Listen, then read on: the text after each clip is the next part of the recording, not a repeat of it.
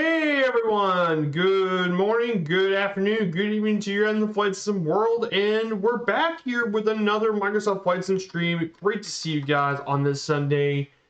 And this is and this is now leg 17 of our journey. Man, we've already now been through 17 legs now. That's pretty crazy. We're already on number 17 of our DC-3 journey. And we're back here in the Philippines, back at Laoag City. So good to see you at Robo Papa Lima Oscar.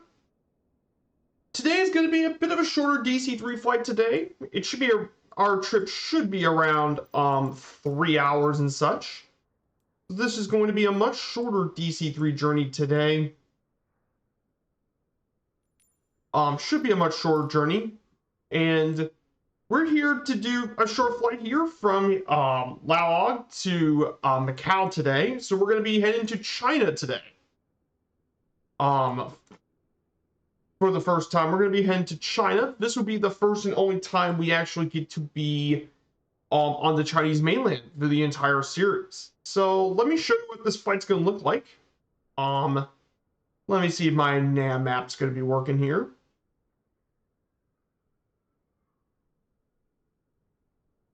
Here's this nav map. We're going to go ahead and make it nice and big for you guys. So we're going to take off here from Romeo Papa Lima, India. We're going to take off from there, make a circle around the airport, and then go into the South China Sea. We'll make our waypoint here, and we begin our slow and steady descent. And we'll make our way over to the city of Macau. But before we land, we're going to circle around the airport and check out the city of Macau. There's a couple of really cool landmarks in the city. We want to take some pictures. And then we land here at Victor Mike Charlie, runway 16, after we tour a little bit over the city of Macau. So that's going to be our plan forward on this morning's stream. So into the chat, we say hi to Super Typhon. Good to see you, my friend, as always. So let's go ahead and get this DC, but before we get started with the DC-3, we need to go ahead and talk about the notes for this leg. According to Francisco Gulio, the flight happened on April 23rd, 2017. It took him on a 4.5-hour flight over the Chinese Sea. Macau was an important stop to Breitling because of its close proximity to the city of Hong Kong. Initially, they actually wanted to land in Hong Kong, but the flight permits and parking was really difficult to attain, so they settled in Macau, and they had to do a lot of paperwork and stuff to even get to make this possible. And they did it ahead of time. A huge hangar was used for the presentation of the tour, and over 200 guests were expected to be here. And the plane turned out to be performed flawlessly so far in the trip, and everything went pretty happy so far. So, like I said, the notes were really short for today's stream. So let's go ahead and get this DC-3 back started. Let's go ahead and get this plane started. All right. So we're back home in our DC-3. Here it is. So we're back in our DC-3. We're going to turn on the ground power. We're going to put back the tanks. Left main. Right main tanks. Set the mixture to auto rich. Propeller is going to go all the way forward. Good. Set on both magnetos.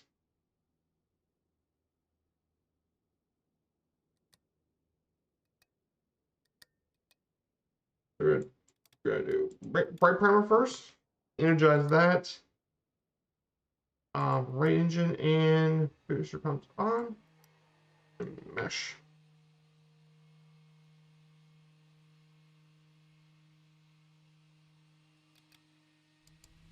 There she goes. That's going to be the left engine that's on.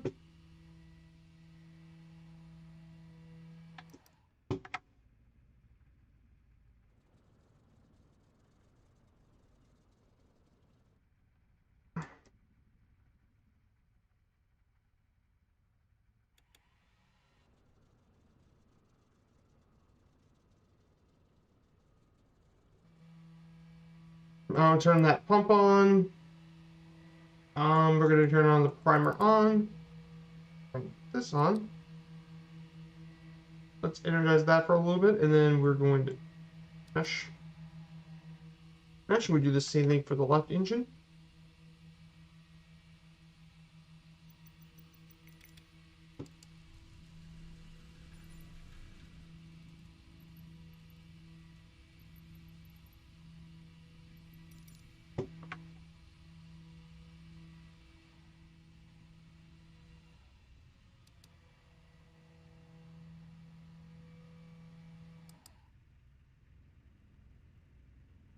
Looks like everything looks pretty good.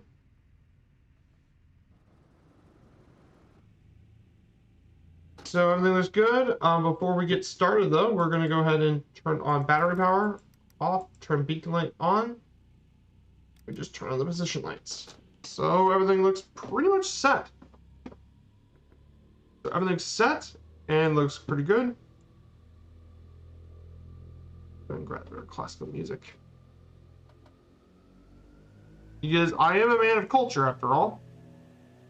And a man of culture likes the good old classical.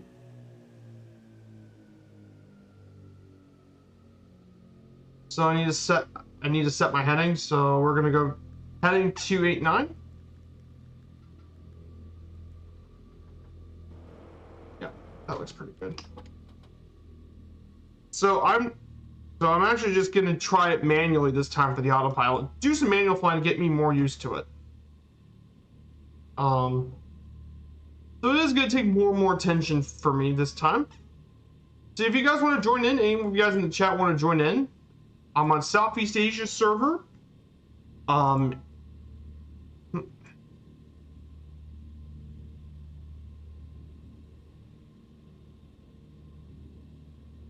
So I'll be there in that Southeast Asia server.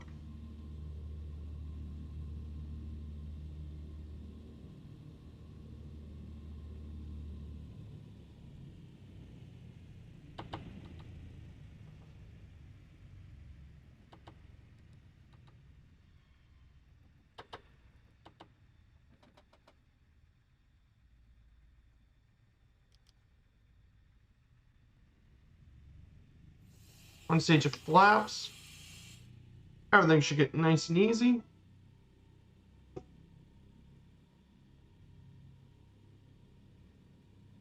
I know today is Easter, by the way, guys. Happy Easter to everyone here as well.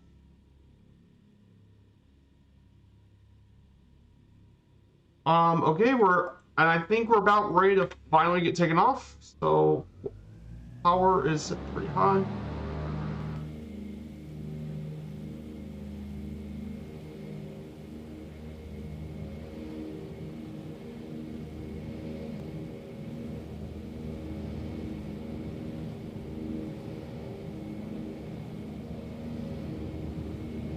$60, $69, $72, and I think we're gonna take this thing off.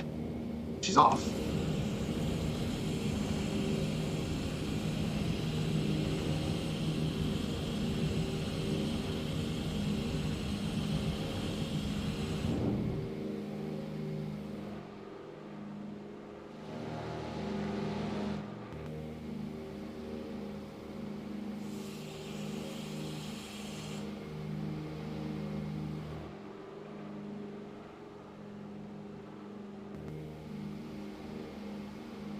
So we're gonna go ahead and get a little circuit.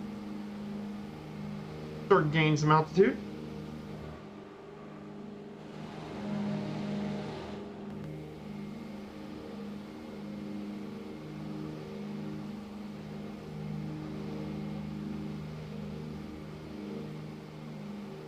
I mean, the DC-3 is pretty amazing for sure. Sounds great.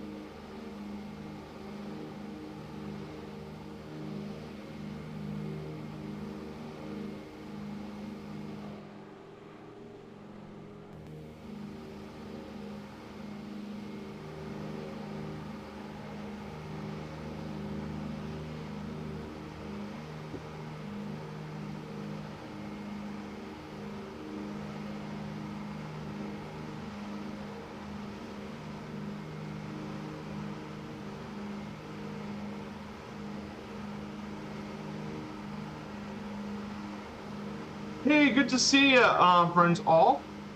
Yes, it's only 3 times every century that Easter, Passover, and Ramadan. That is very much true. Very much correct.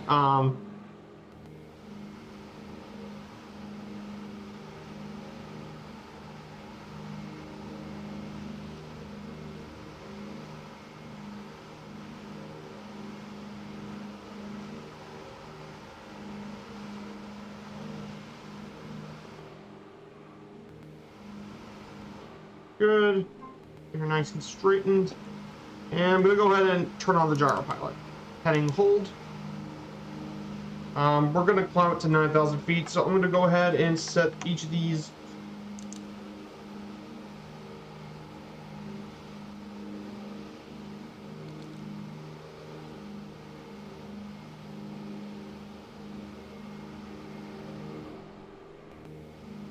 There. So now they are set to auto lean, so I don't have to worry about the mixture. So yeah, it's only one of 3 times that all those events happen.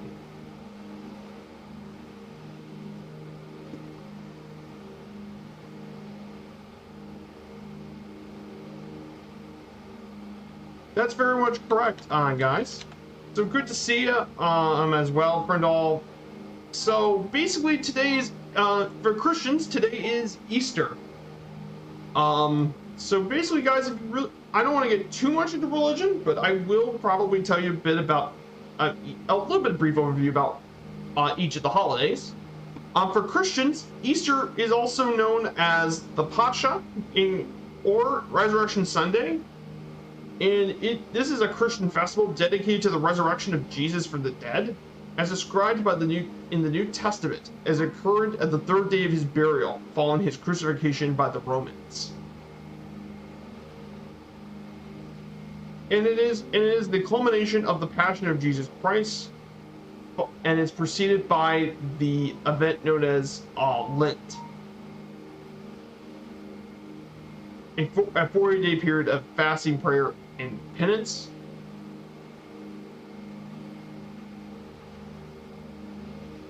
So basically, a lot of Christians, Easter observant Christians, observe this week before Easter as a Holy Week, whereas Western Christianity begins on Palm Sunday. So that's a little bit about Easter.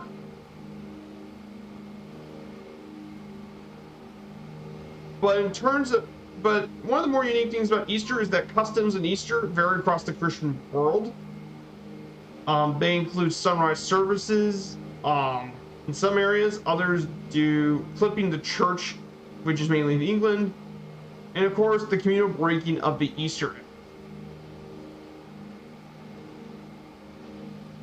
as well. But Easter has been pretty important Christian holiday for sure.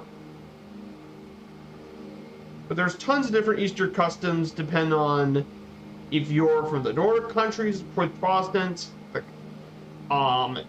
You have the Catholics. They might have their own Easter traditions, and then the Eastern Orthodox traditions, like with Russia or Eastern Europe, who have different Easter traditions and all that. So pretty cool stuff as well.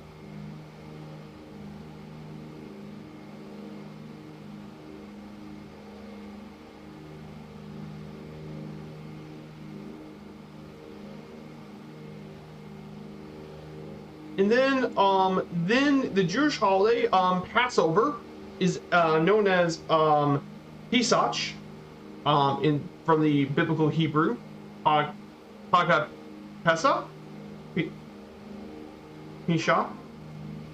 This holiday, Passover, is the major Jewish holiday that celebrates the biblical story of the Israelites' escape from the slavery of Egypt, and usually this holiday starts on the 15th day of the Hebrew month of Nisan, which is considered to be the first month of the Hebrew year. This year, the holiday actually starts in Paschal on April 5th this year, but it coincides with Sunday, Tuesday, Thursday, or Saturday for Passover. And according to the story of the book of Exodus, God commanded Moses to tell the Israelites to mark a lamb's blood on above their doors, so they would not be able to be touched by the angel of death with plagues.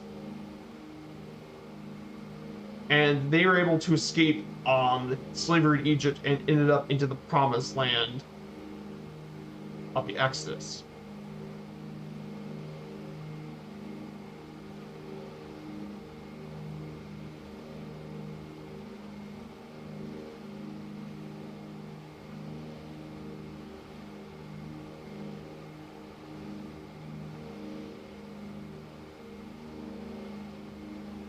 And then finally, the last major holiday that's happening around the same time is Ramadan, which is during the 9th month of the Islamic calendar, observed by Muslims.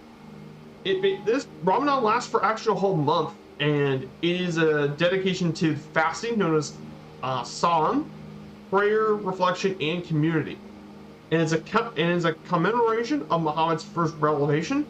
The annual observance of Ramadan is one of the 5 pillars of Islam and lasts 29 to 30 days. So fast, and it's important. And Ramadan obviously is most well known for fasting from dawn to sunset.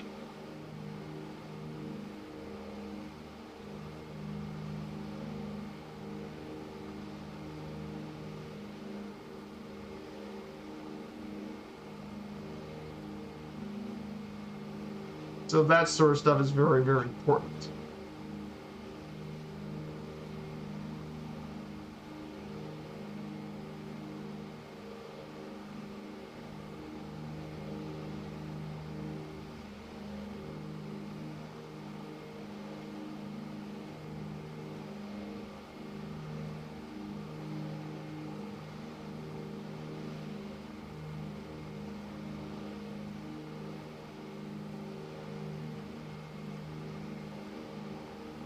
So that sort of stuff. So that's why a bit about each of the 3 holidays that actually are coming around this time. But these are all very important. So, yep, we have now just left the Philippines and we're heading across the South China Sea. So that's what we're doing right now.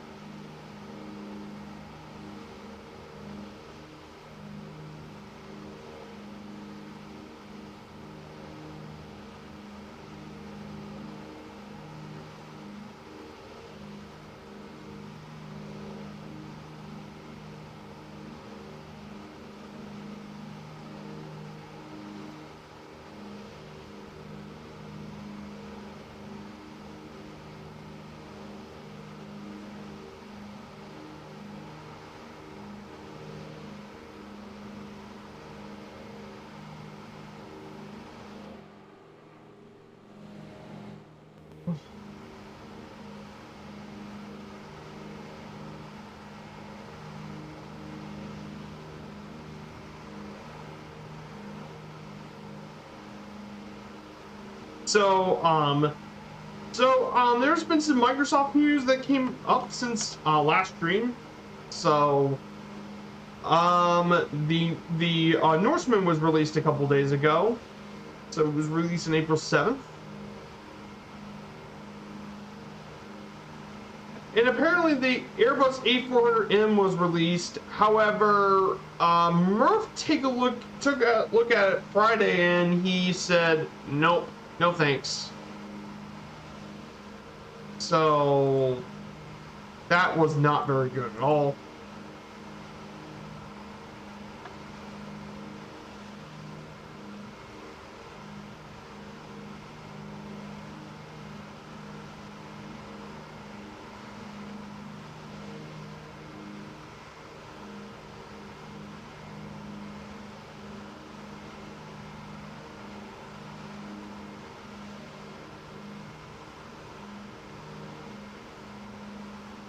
So, and then for Flights FS Elite, Orbex has released their newest airport for the simulator on the city of Tivat Airport, which we've actually flown out of Tivat Airport before.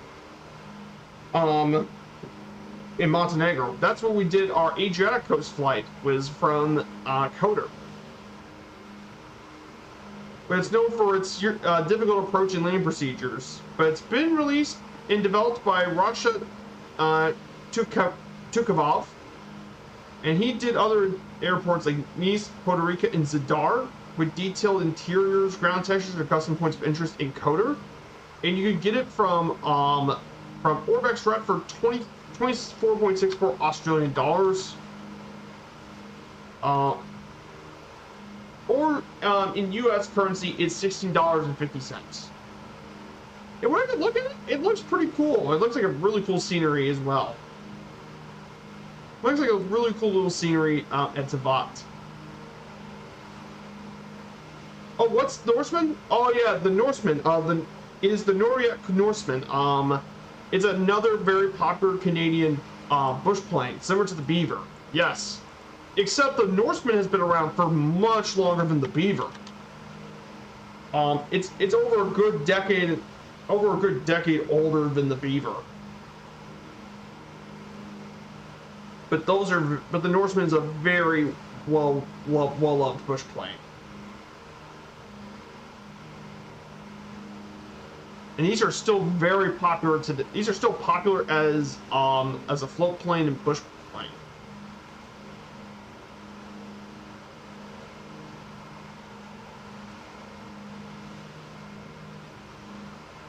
But I mean, they were even used in World War II, by the way, as well, by the United States, by the US and the Canadian Air Force that both use these things.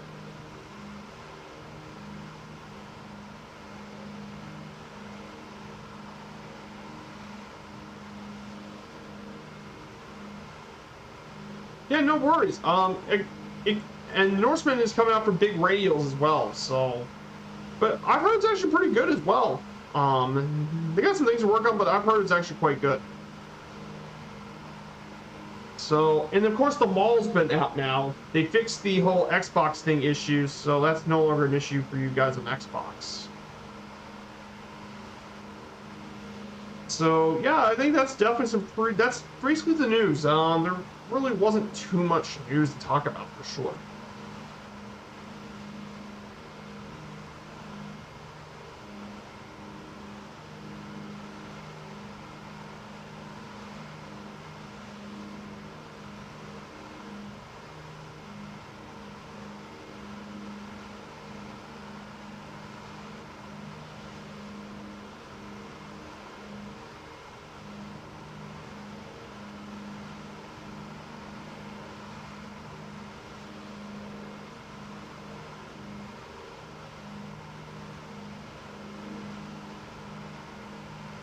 So yeah, there's not really too much news. I mean, they'll probably have more news later on next week.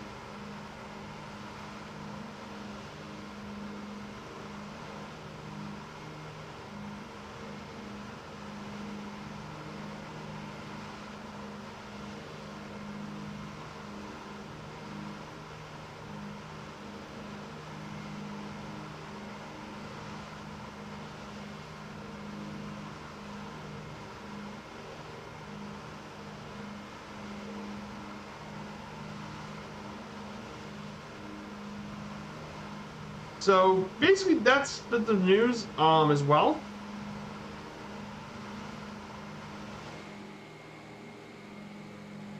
Yeah, we're doing quite good. We're cruising around 172 knots here. I guess I could go a little lower. Just sharp up just slightly.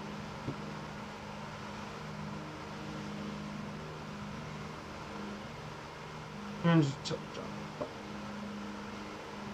Like I said, she can be quite stable when you put the jar power. You just gotta find the right jar power pitch to put the plane in and be quite stable.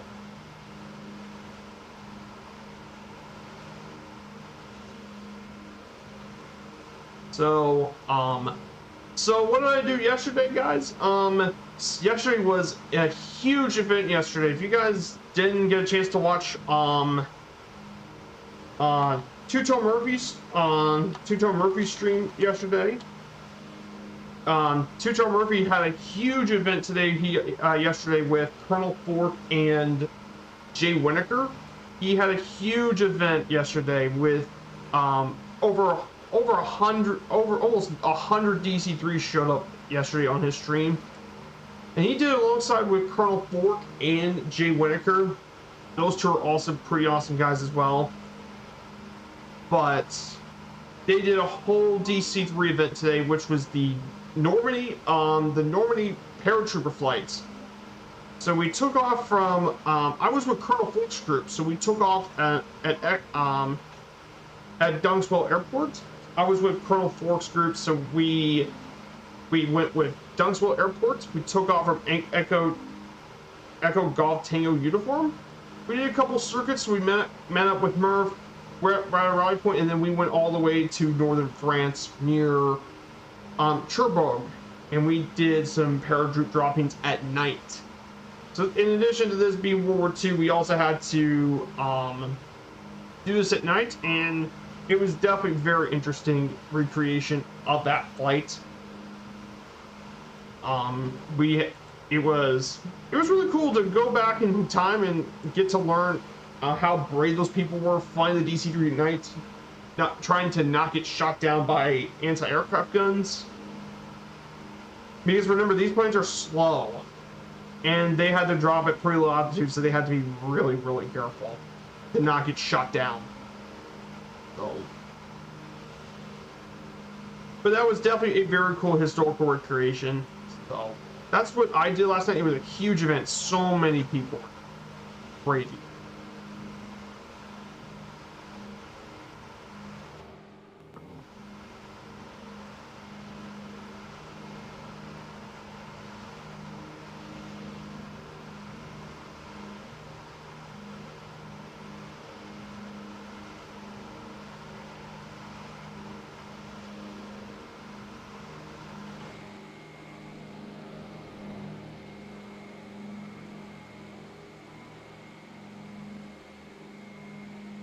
So yeah, I hope you guys are having a good weekend as well. I know today is Easter, so my plans for Sunday, Easter Sunday, is to hang out with the family and enjoy a great Easter dinner with the family. I bet you guys in the chat have the same idea too. Have a good time with the family and enjoy Easter dinner, or Passover, or Ramadan, depending on the religion as well, since all three holidays are at the same time.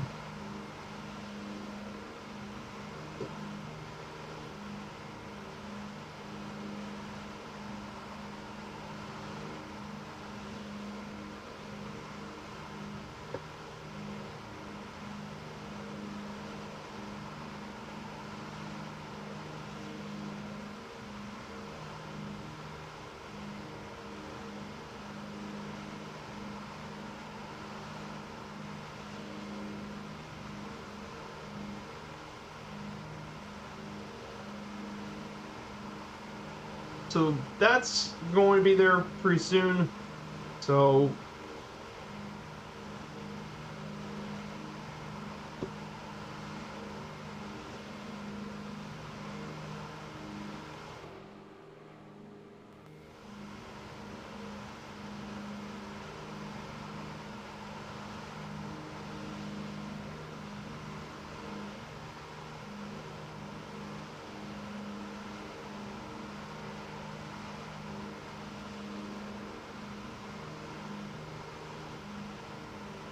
So we're just under 500 nautical miles. So I think this might be a pretty good time for me to talk a little bit about our destination today. So we're heading to a place known as Macau, actually. So Macau is actually a pretty interesting place. So it's somewhat similar to Singapore, but different. You see, Macau is actually not just a city, but it's actually its own administrative region of China, located here in the western Pearl River Delta in the by the South China Sea, with a population of 680,000 people, within an area of only 32.9 square kilometers. It is the most densely populated region in the world, which is crazy. They managed to fit 680,000 people into a land of only 12.7 square miles. That's insane. Originally, it was a sparse populated collection of islands. However, Macau is now known as Las Vegas of the East. It has become not only a major resort city, but one of the world's top destinations for gambling. In fact, its gambling industry is 7 times larger than that of Las Vegas, Nevada. But the most interesting thing about all this is Macau, it wasn't actually part of Britain. You see, it actually was a long-time colony of Portugal, believe it or not. The Portuguese have taken this place from the Ming back in 1557 and held it there until 1999. Over 1,400 years, actually not 1,400, 400 years of being nearly taken over by the Portuguese, when it was transferred back to China as a separate region. Some pretty crazy stuff as well about the city of Macau. Really cool. But Macau's history goes back quite a bit of ways. The human history stretches back to 6,000 years. It includes many different and diverse civilizations. During the Qin Dynasty, from 221 to 206 BC, the region was under the jurisdiction of Panyu County, located in the Nanhai Prefecture of the province of Guangdong, and it was held by the Chinese for quite a long time. In 1152, during the Song Dynasty, it was under the jurisdiction of Jiangshan County, and then in 1277, approximately 50,000 refugees fleeing the Mongol conquest of China settled into the modern city. Because a lot of people forget, the Mongols brutally attacked that area of China. They completely conquered the entire thing. And that Mongol conquest of China was actually done by none other than the infamous Genghis Khan.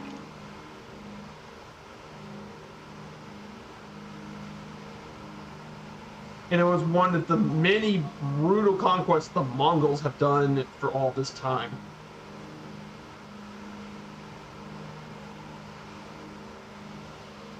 By the Mongols, but they had complete conquest of China, so they had to flee into the city of Macau for safety. Now Macau didn't develop as a major settlement until the Portuguese arrived to the areas during the Age of Discovery, and during that time, Portuguese explored many coasts from Africa and Asia.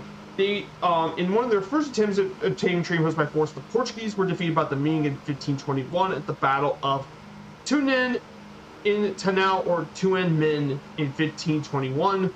However, in 1557, the Portuguese came back and established a permanent settlement at an annual rate of 500 taels, or around 20 kilograms of silver. And the Portuguese paid that rent until 1863 to stay here.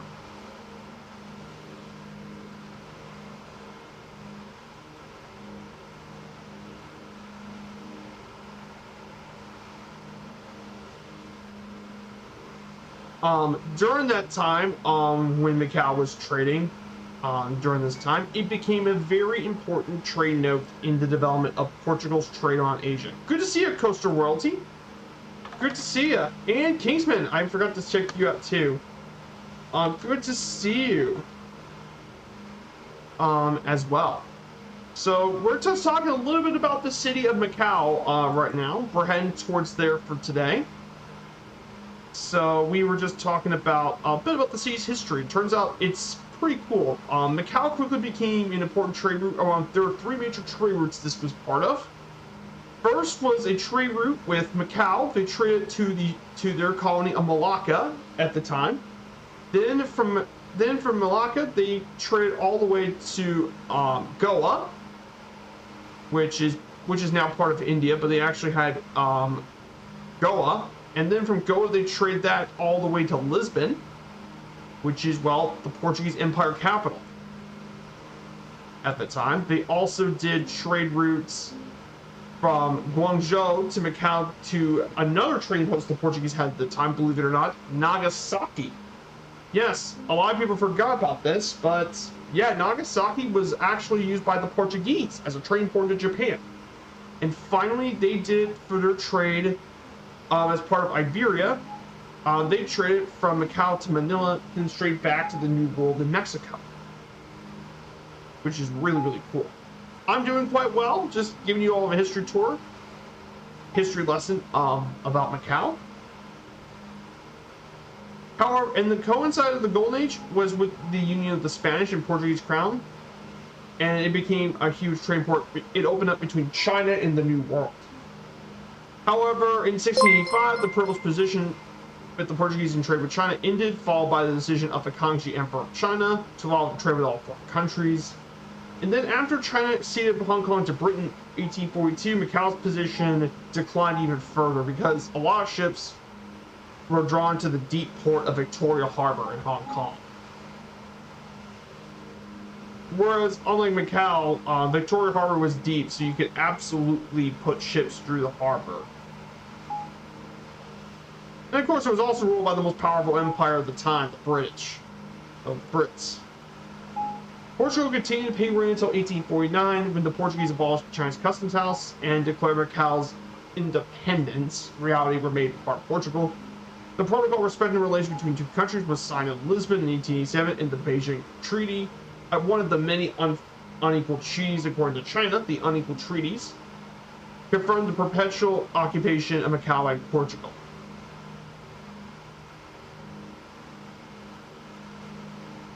As well. In the 1930s, Macau's traditional income streams related to opium sales dried up due to the British Royal Navy's Eastern Fleet suppressing piracy in support of Hong Kong, so the Portuguese lost even more of their financial strength. And then during World War II, the city of Macau became a major refugee center as the population climbed from 200,000 to about 700,000 within a few years.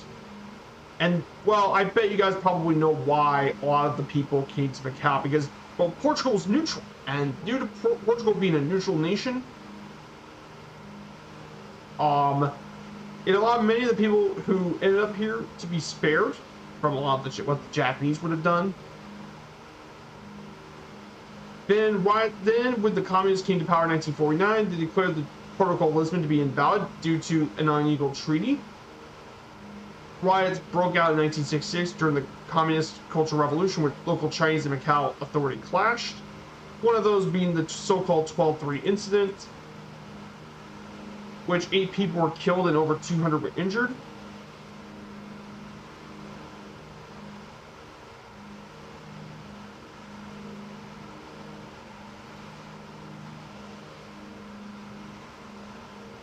And then in 1974, in the following of the anti-colonialist Carnation Revolution, Portugal relinquished all claims over Macau and proposed to return it back to China.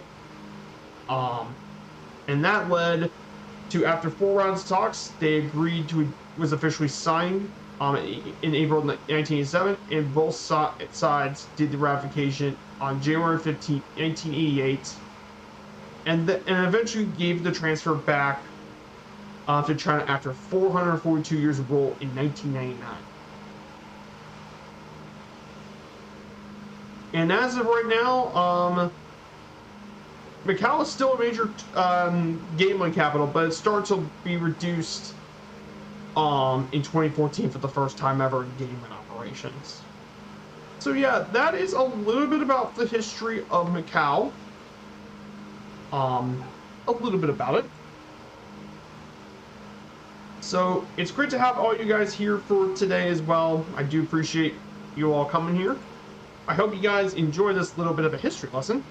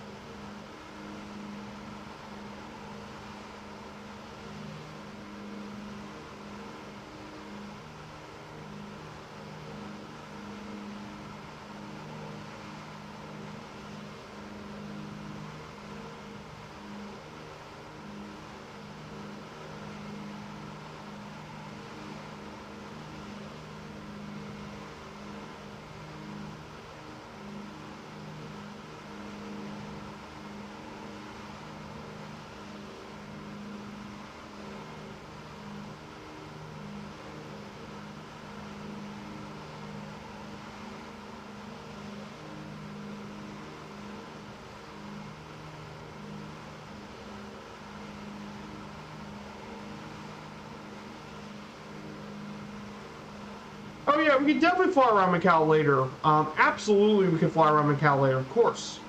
Good to see you, Splasher6, my old friend. How you been doing? And happy Easter to you, my friend. Guys, I really do recommend checking out Splasher6's channel. He's an awesome dude and a very, very close friend to the channel and the community.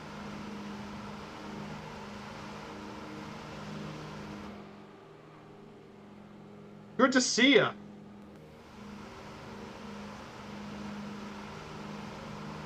As well. So we're making our way over to Macau today. I hope you, I heard you had a really good stream yesterday. Sorry couldn't be staying with you for too long, Splasher. I had to attend the major event yesterday with Murph and all that.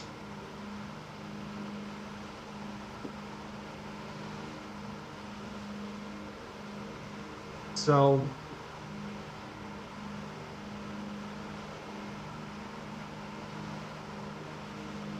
yeah, we're over the South China Sea so far.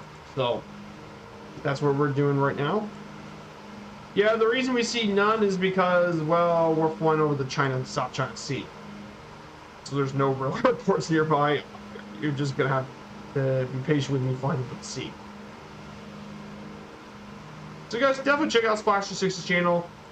We also had a follow earlier today from Panda as well. Thank you for the follow, Panda. Sorry, I did not get the alert.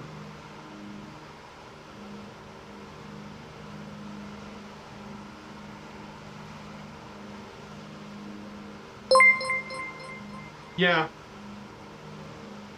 I just replay the alert. Well, I understand. Appreciate your continued support. No problem at all.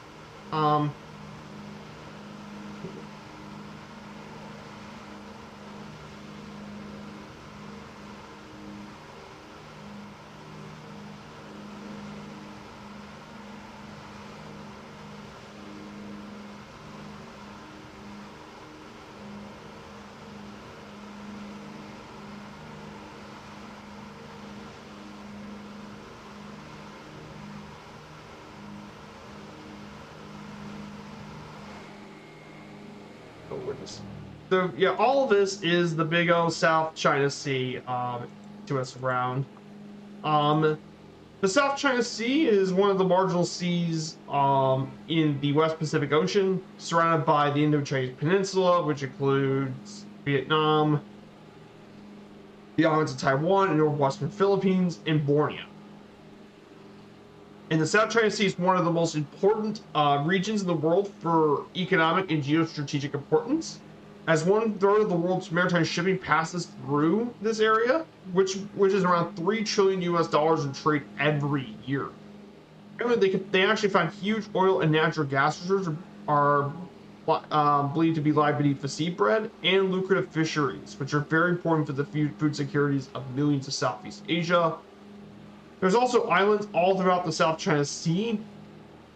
Mainly they're uninhabited islands, islets, reefs, atolls, and seamounts.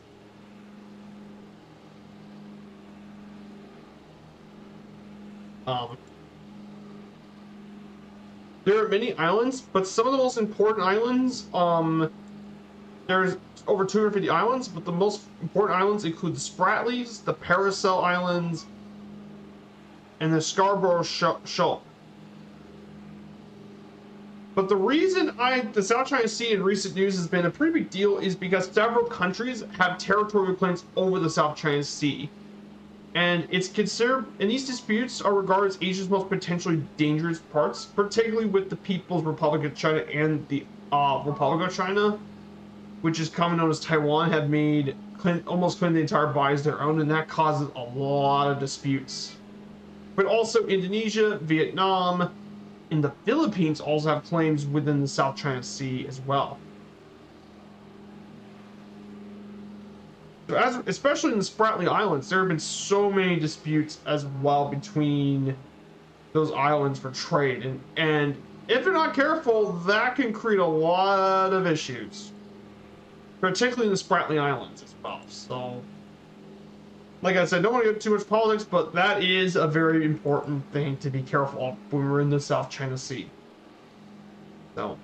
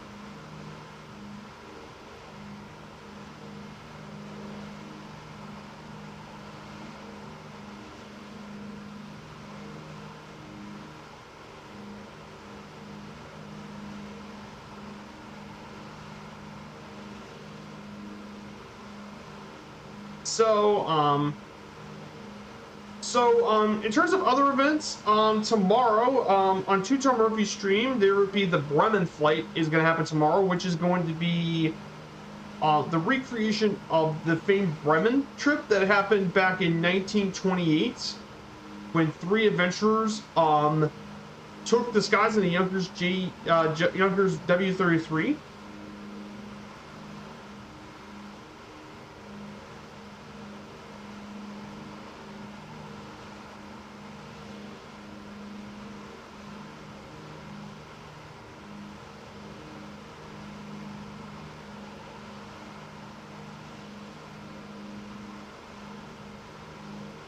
So they're going to start at 900 Zulu on Twitch. So I'm going to try and attend for the entire thing, for the entire Bremen flight. So I'll be there for the entire event.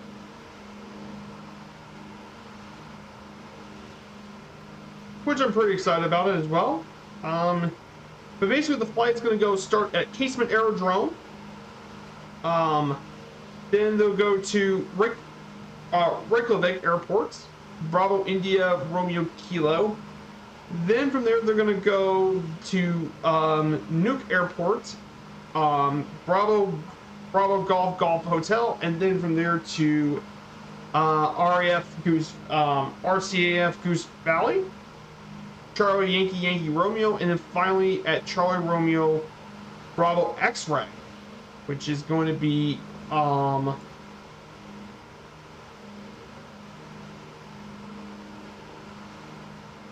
located around I believe, if I remember correctly. Oh yeah, it's going to be located within Quebec, around the southeastern tip of it. So this should definitely be some very, very fun flying. It will take around 8 to 11 hours of flight time, which is going to be pretty long, but I will make it for the entire trip.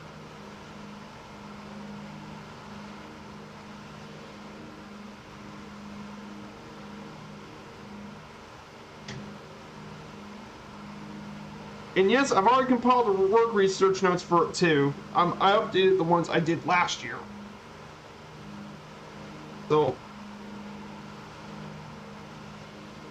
that is what what's going to happen tomorrow. That I'll definitely attend for the entire flight, and we'll be doing this for Firefly Air. And by the way, I also did another set of achievements for FS Hub.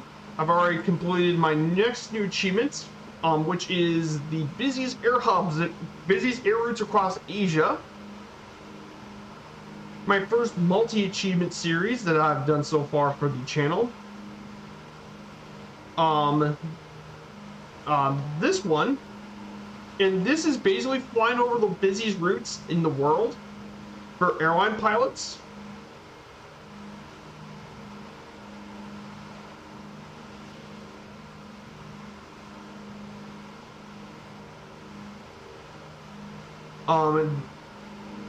Busiest routes in Asia.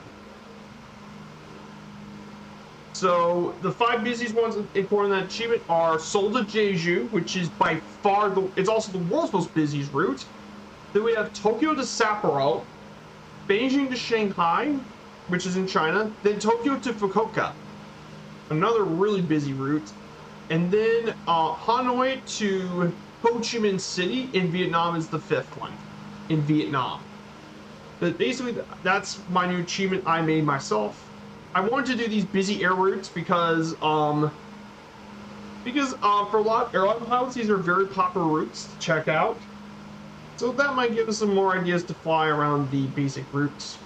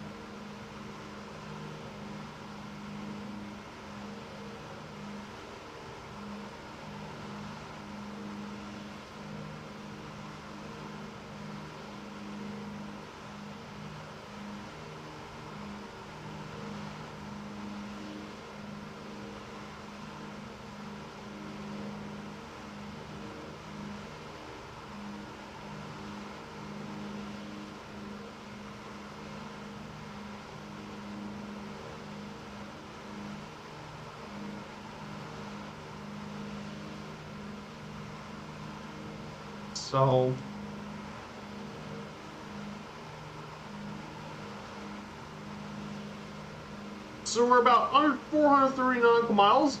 We have about, I believe, 2 something hours to go.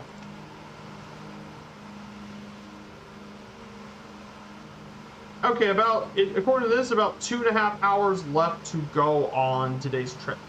We only got 2 hours left to go. So like I said, this is going to be a shorter DC-3 trip into Macau. So we got a bit of a shorter one to go for today.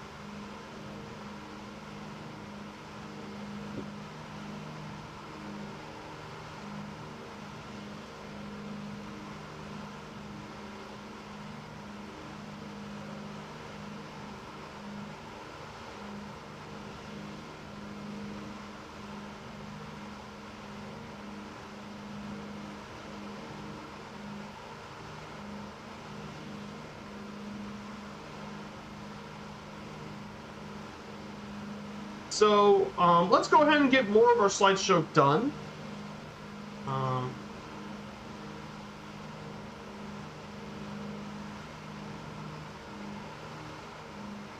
Here it is. So we're going to talk about a bit about the government and politics of Macau. So Macau is very unique compared to the rest of China. You see, unlike the other regions in China, Macau is one of the special administrative regions of the country, with executive, legislative, and judicial powers devolved from the national government. Which, in the case of the national government, it is a one-party political system of authoritarian, led by the Chinese Communist Party. When the Sino-Portuguese Joint Declaration was signed, it provided for economic and administrative continuity through the transfer of sovereignty, basically under the systems of one country, two systems principle. The basic law of Macau is the regional constitution. So the government here in Macau is very similar to that of Hong Kong, which has three branches of executive, which is the chief executive is responsible for enforcing regional law. Can enforce reconsideration of legislation and appoints the executive council members. Then we have the legislature with the unicameral legislative assembly, which enacts regional law, improves budget, and has the power to impeach a sitting chief executive. And the judiciary, which has the court of final appeal in the lower courts, whose judges are appointed by the chief executive on the advice of a recommendation commission. Each chief executive serves two 5-year terms and is the head of the government. The Legislative Assembly has 33 members, each serving a 4-year term, which 14 are directly elected, 12 are indirectly elected, and 7 appointed by the chief executive himself. And there are 12 different political parties represented here as well. Also, another interesting law is that Chinese national law does not generally apply with the region, and Macau is treated as a separate jurisdiction, and with Macau's judicial system based on Portuguese civil law, which continues the legal tradition established during colonial rule. However, the thing that's most interesting about Macau, from what I read, is that the jurisdictional independence is most apparent in immigration. as the identification department uses passports for permanent residence, which is different from those issued by the mainland or even Hong Kong, and the region maintains a regulated border with the rest of the country. So, for example, all travelers between Macau and China, Hong Kong, they have to pass border controls regardless of nationality.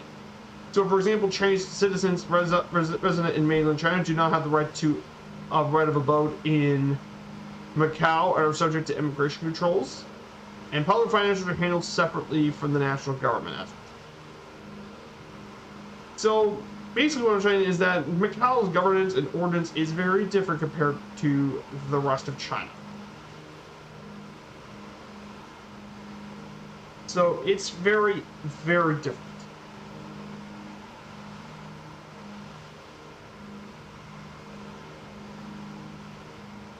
Compared to the rest of it. And then we have the administrative dimensions. Yes, this city is small. So, the city of Macau, the territory is divided into 7 parishes. They include Nossa Senhora de Fatima, which is basically the Portuguese name. Their Chinese way text. Its Chinese language is Fatima Parish. So, then there's the parish of Santo Antonio, which has the highest population density in the territory. Then there's São Lazaro, or Lazaro Parish. Then there's São Lourenço, or Lourenço Parish. Then we have the southeast parish of Sé Parish, or in the Chinese tongue, or in Chinese, it is the lobby area. Then there's Nossa Senhora de Carmo, which is actually the largest parish on the island, on the territory. Also known as Carmel Parish, and finally São Francisco Xavier Parish. In addition to those areas, or the parish of St. Francis. In addition to those as well, there's a couple of other areas, including the major area of Cotai. In Macau, the new urban zone are not defined parishes. And usually these parishes belong to one of 2 municipalities of Macau that are responsible for municipal services as well. So definitely it's interesting that something this small can still be divided up into different areas. Pretty interesting, for sure.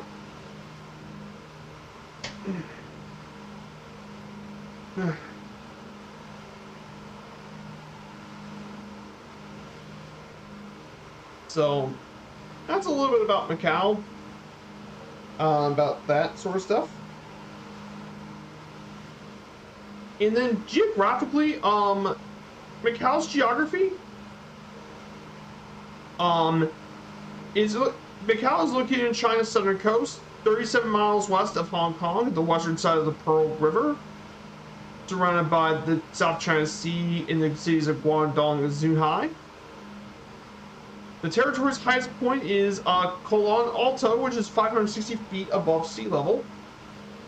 Urban development is concentrated on the peninsula, which most population lives. It's also done a lot of land reclamation over the past decades or so, and has nearly, and due to that, it's tripled its land area. It increased from 3.97 square miles to around 12.7 square miles in 2018, which is pretty crazy to see how much that area has grown by triple. Cotai, the reclaimed land, for example, contains many of the newest casinos and resorts that were established after 1999. Pretty cool stuff. The climate in Macau has a humid subtropical climate that's characteristic of the rest of South China, with dual season dominant in summer to May and winter from November to February, some of the longest seasons.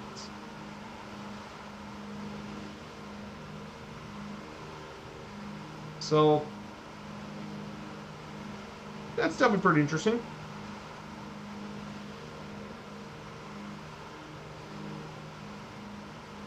So that's just a little bit about geography and stuff. But yeah, it shows this place is built up pretty crazy, for sure.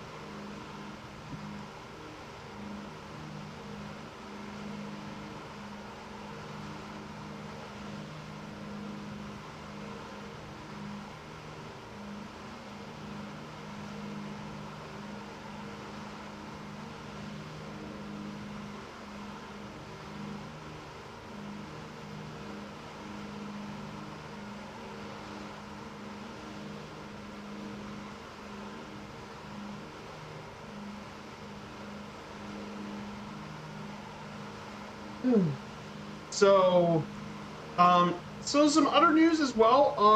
For baseball, the Tampa Bay Rays. Can you not even imagine a better start to the season? 8-0 to start the year. That is the best record in the league right now. I mean, the next closest are the Twins. The Twins and the Brewers are the only other teams with just as good record as the Rays. They're the number 2 records in the league, and they're still less than the Rays, who are still somehow undefeated. I mean, there's a good chance today the Rays beat the Athletics and start the season 9-0. I mean, that's insane to think about. I mean, again, the teams aren't very good, but man, a 9-0 start, and the Rays have been consistently beating the crap out of those teams. Yeah, the Rays are looking amazing this year. Now, the question is, could they get a real test versus the Red Sox and the Blue Jays? That would be the real test. But I think the Rays could absolutely do it. I mean, they're more of a talent enough to do it.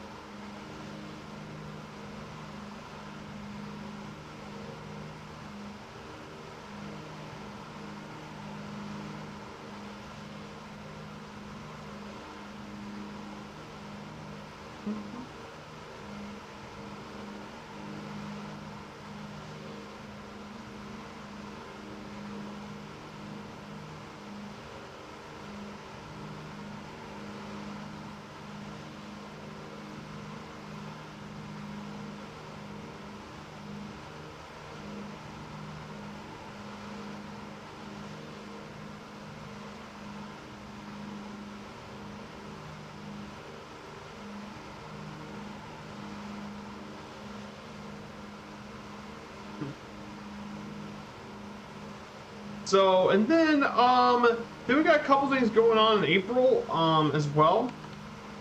So I think that the next airliner stream is actually going to be doing one of the Asia's busiest routes in the DC-6. I'm planning on doing a flight from Tokyo to Fukuoka. That's going to be the next airline stream. In the DC-6 from Tokyo Hanada to there as well. So we'll be doing a DC-6 flight out of Tokyo, which would be absolutely stunning as well. I think that would be an awesome flight to show you guys off.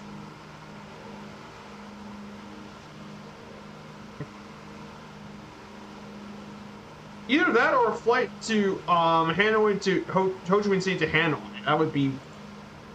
I want to know which one would be better to do that airliner flight.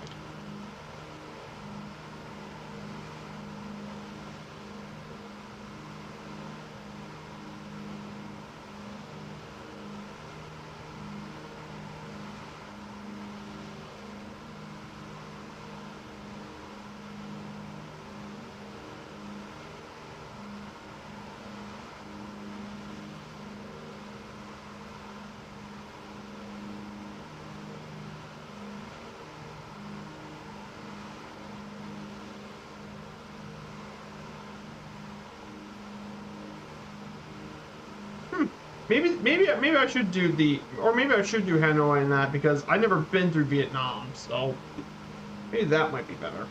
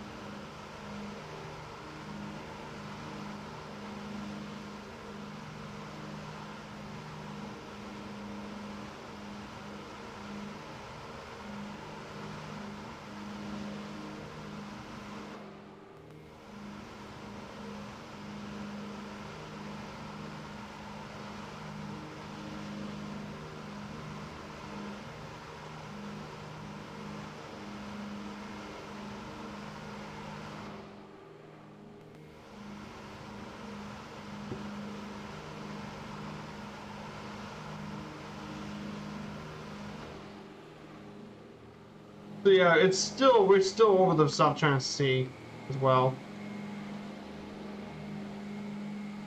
Oh yeah, okay, I do need to check the fuel, see how much I got. 68. I think I have enough for most of the journey.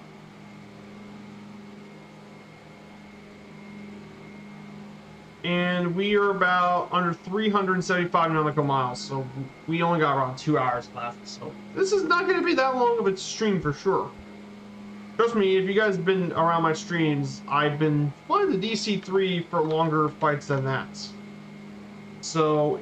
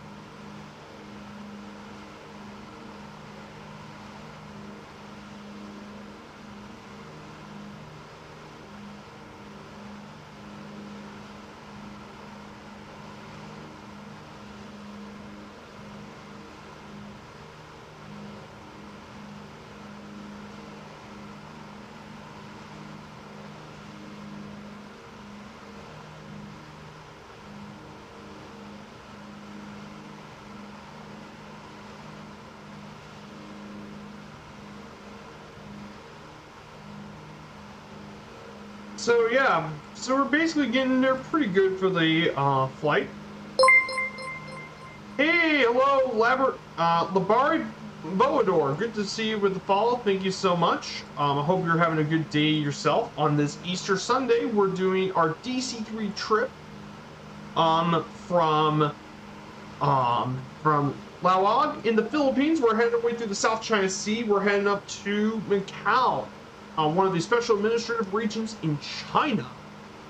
So we're going to be doing that right now. I hope you're having a good day.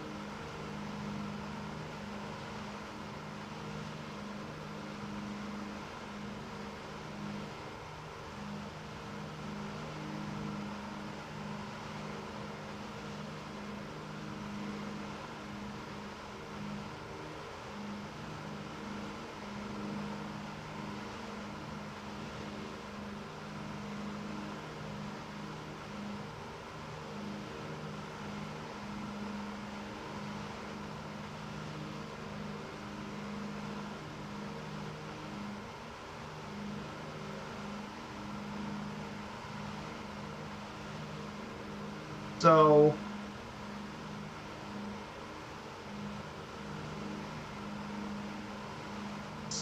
let me go ahead and give you guys a short quiz if you don't mind. Let me go give you guys a little bit of a quiz to play with.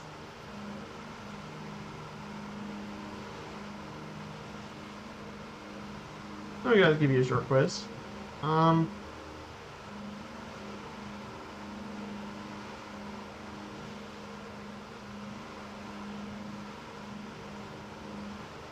All right, match the images. The bunnies. Yeah, we got rabbits. We got 18 pictures in 1 minute for rabbits. Well, I mean, today is Easter.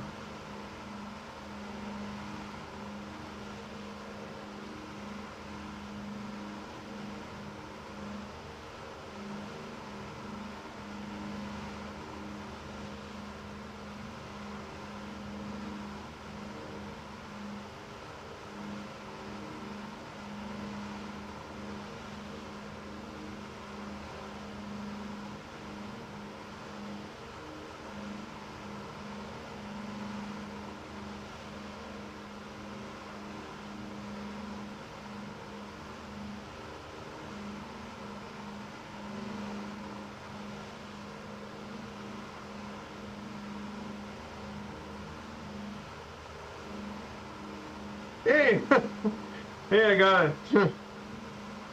Yeah, today is Easter.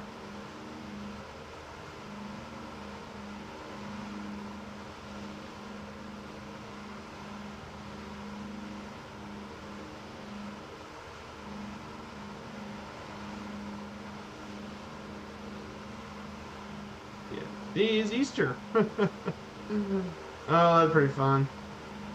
Easter bunny.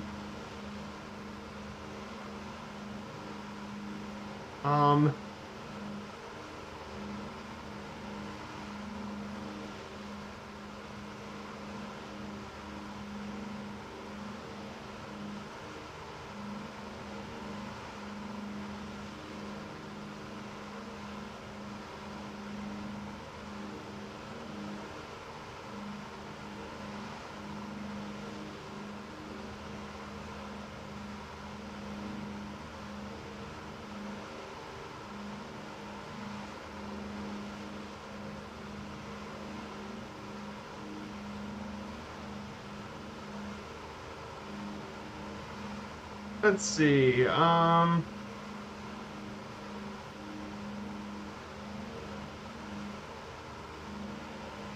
okay. Oh boy. Let's see, we got another most valuable sports. So there's 10 most valuable franchises per sport. There's 40 of them, and it's spread across the big four North American sports leagues of the National American Football, Major League Baseball for baseball, NBA's for basketball, and the NHL's for ice hockey. So let's see. The NFL's most valuable team is the Dallas Cowboys. MLB's is absolutely the New York Yankees. Are you kidding? For the NBA, it is the Los Angeles Lakers. Wait, they're only third most valuable? What? And I think the NHL's most valuable franchise is the Montreal Canadiens. Wait, that's really the third most valuable? Then for the NFL, we have the New York Giants. Then we have the New England Patriots, which is second most valuable. Then we have the Los Angeles Angels and the LA Dodgers. Yeah, LA Rams. Yeah, the Rams are the fourth most valuable. The Jets are down there. Let's see. Let's do. No, not the Miami Dolphins.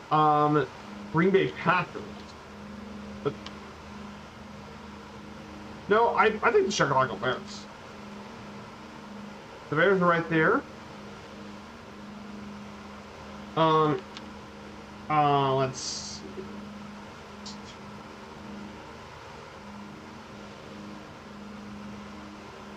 No, not the Colts. Crap. No, not the LA Chargers. Okay, Major League Baseball. So we have the LA Dodgers, Boston Red Sox, and Boston Bruins, and Boston Celtics.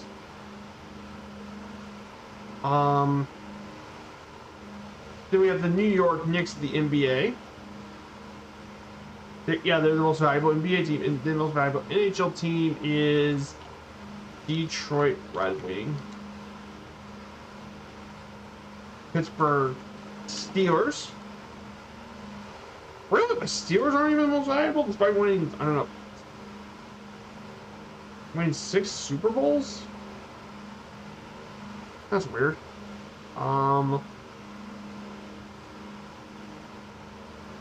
Rangers are the most valuable. Let's see. About the Rams. Let's see some other valuable NFL teams. Minnesota Vikings? Oh, that's. Oh, Las Vegas Raiders. I think, yeah, the Raiders. You really can't be serious. The Raiders aren't one of those valuable teams. Oh, the Denver Broncos.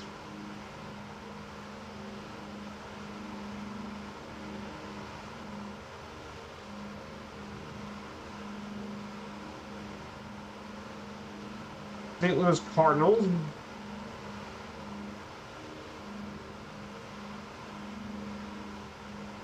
Oh, Washington Commanders. Okay, the Capitals, the Commanders, Philadelphia Eagles.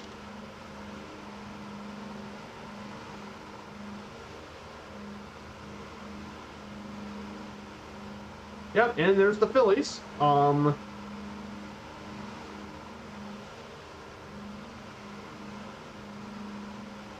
Kansas City Chiefs. No, not the.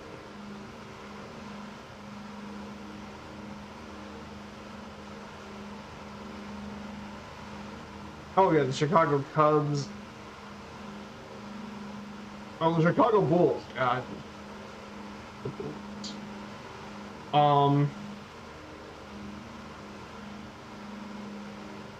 Oh, Toronto Maple Leafs. Yep, that's definitely a certainty in the NHL.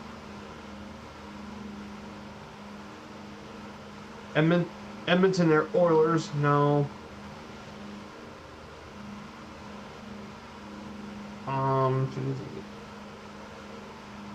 Hmm. No, not the Tampa Bay Lightning. Oh my gosh.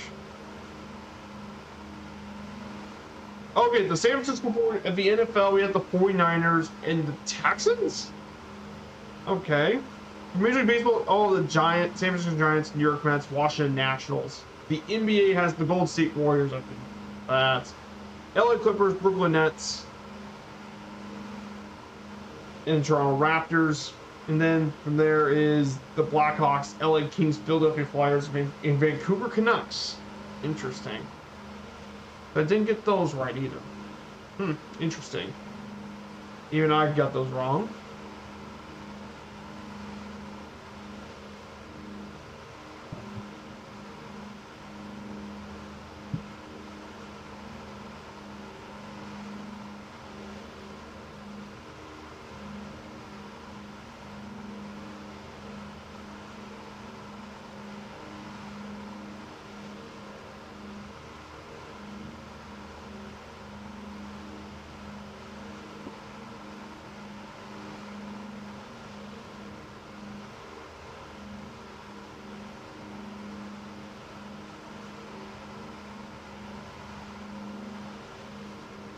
So that is basically the sports trivia and quizzes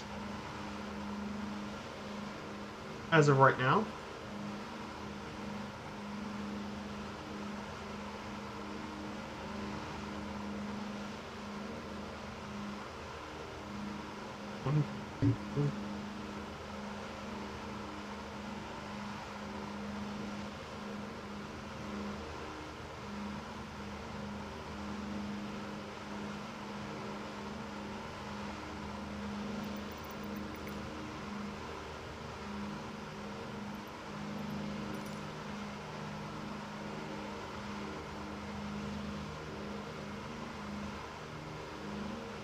So we are about 330 nautical miles, so okay, we've about 2 hours left. So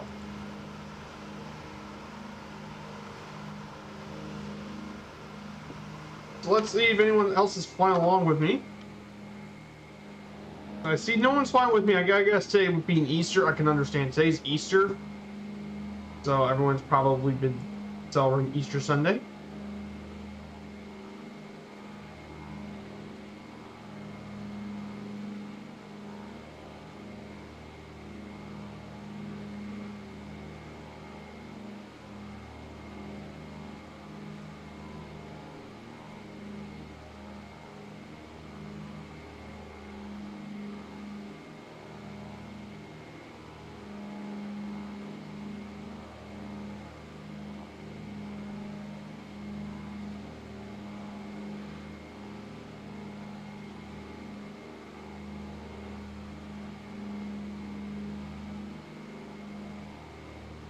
Hey, paparazzi, good to see you. I'm just lurking because I had to leave in a bit.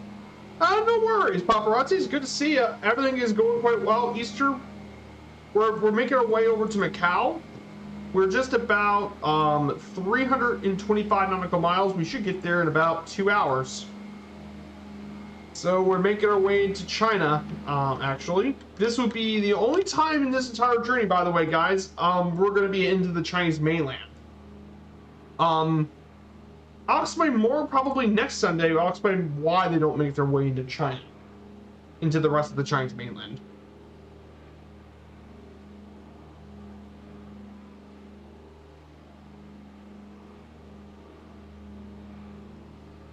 So yeah, that's going to be quite a thing, but it's great to see everyone here.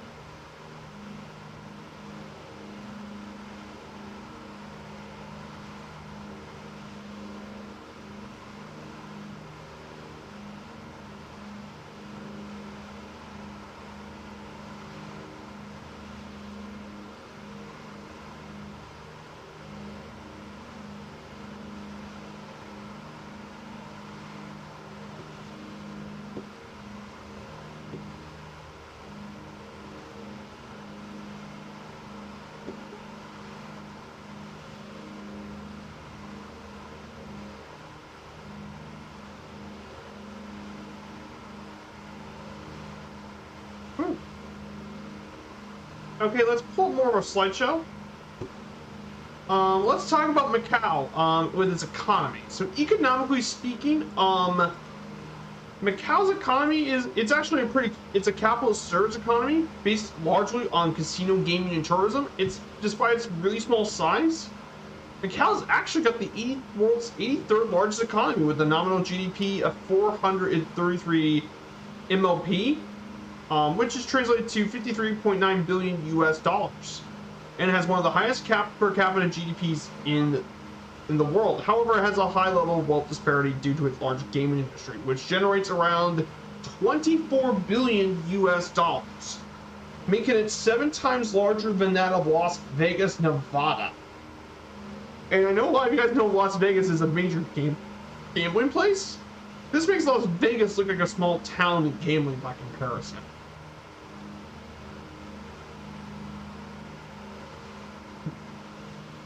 In addition to that, export-oriented manufacturing previously contributed to a much larger share, around 36%, but now, as of 2017, is less than 1%, mainly with those being cotton textiles and all that stuff.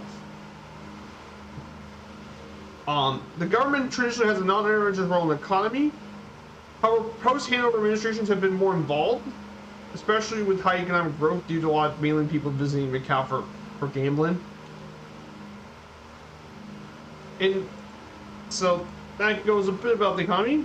And they have very low tax rates, so making it very attractive for businesses to end up here in Macau. Tourism is also another major industry outside of gambling. Is tourism. Tourism's a big deal in Macau.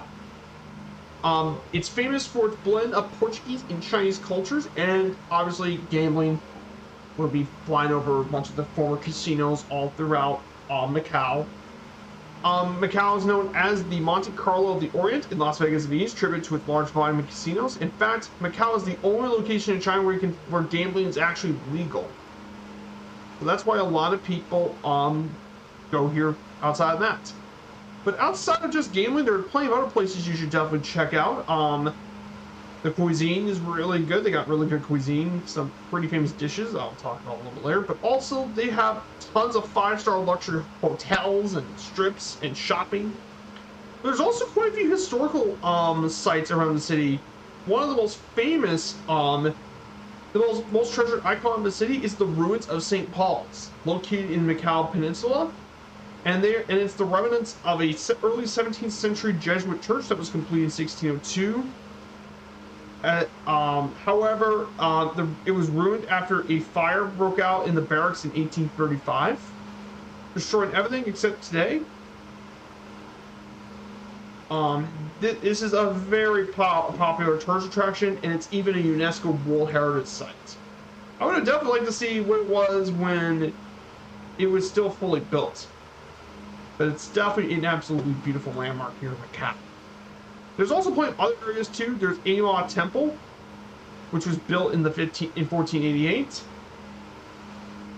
and quite a few other areas. And of course, there's gambling activities like Macau Museum of Art, the Museum of Macau, and the Giant Panda Pavilion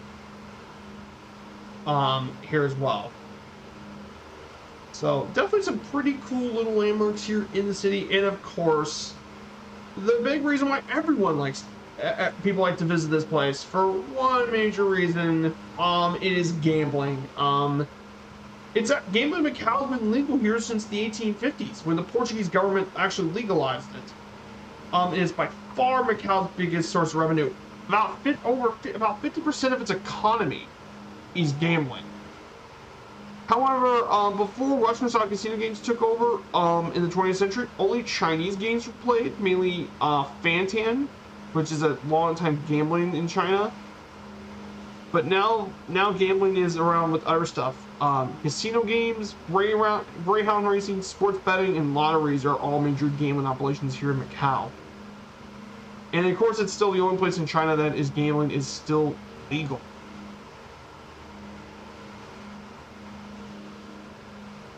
And business is growing massively since 2001. It's the preeminent gambling capital as well, so it's had a long history in the city.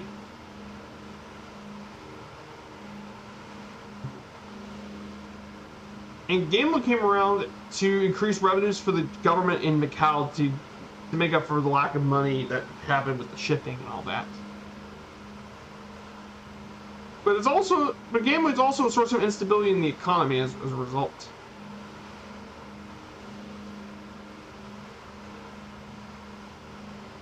There's all sorts of casino games. Then there's horse racing as well. There's a couple of horse racing statistics. And of course, greyhound racing used to be a thing, but it was banned, permanently banned now.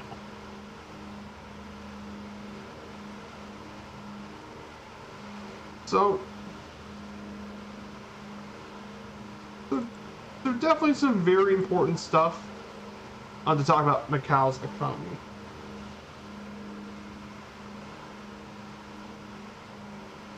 And then, for transportation-wise, Macau's a pretty small island, but it has a pretty well-developed road system. Its road system are major nodes of transportation is the road buses and taxis, and you can find bussers throughout Macau for pretty inexpensive, linking the entire Macau peninsula, Taipei, Cotai, and Kolan. There's also taxis as well. And they actually worked on reducing language barriers between passengers and taxi drivers. But a unique form of transportation you can find only here is the trishaw, which is a hybrid of a tricycle and a rickshaw.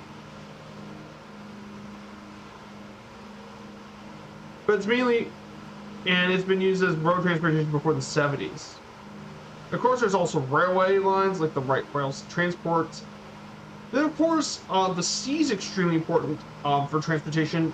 There's over 150 sea crossing services daily between Macau and Hong Kong. A lot of people like to fly there for water ferries.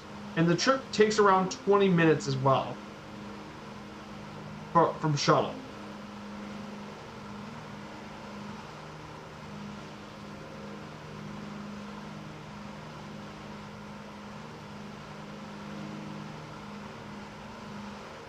And of course, for air travel, Macau has its own international airport, which we will be visiting today, by the way.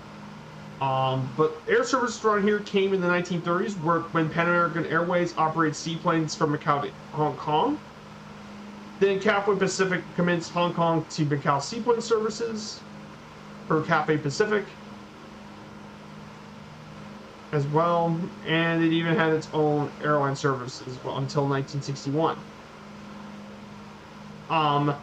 In order to access mainland China through Macau, they used two customs. So one customs for Macau, and then one to customs through mainland China. As a result, because of its low landing fees and business opportunities, Macau has attracted several of Asia's low-cost carriers like Air Asia, Tiger Air, Cebu Pacific, and more to establish flights between Macau and several major cities. And it's grown into its own major hub for low-cost air travel. There's also local carriers like Air Macau and all that, which operate similar routes. Due to all the new cars. And due to the lack of intercontinental flights from Macau, air passengers are also served by Hong Kong and Shenzhen Bao International Airport. So definitely some pretty cool transportation stuff for sure about Macau. So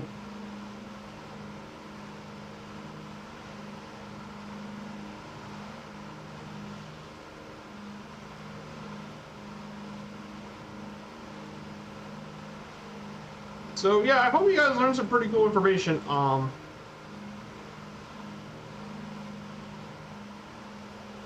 So Macau used to have its own local carrier.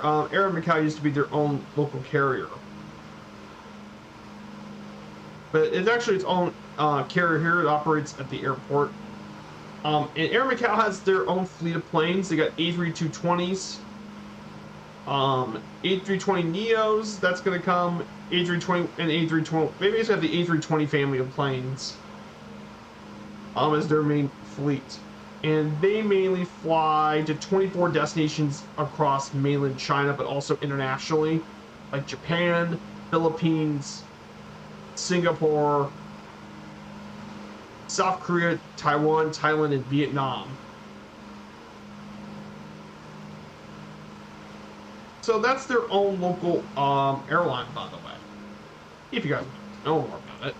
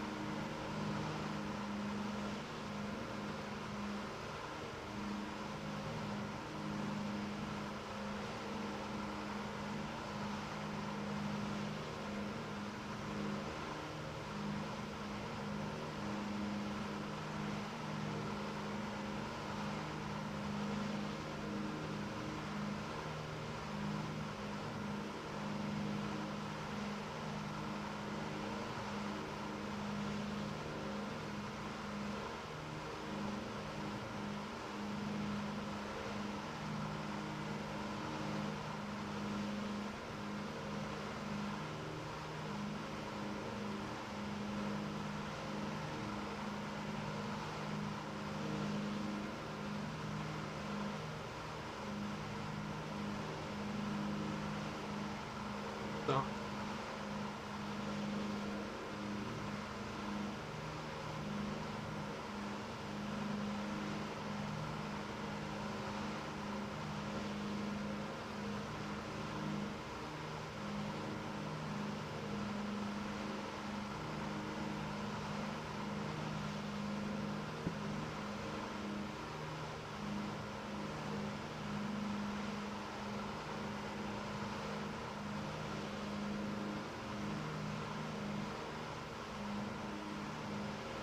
So yeah, so we're doing quite well here today. I do appreciate it. I hope you guys have a great Easter as well. Thanks for coming by to my stream today. I know it's been an important holiday. So there's been quite a few flights and stuff coming up today as well. I know a couple other people have some big plans and flights across the rest of the week. So I think I've set up my plans for Wednesday. It will be a DC-3 flight into Vietnam, actually. I never got to fly to around Vietnam in Microsoft Flight Sim. So I wanted to do a DC-3 flight from Ho Chi Minh City to Hanoi. Should take around 3 hours, but I haven't flown the DC-3 in so long.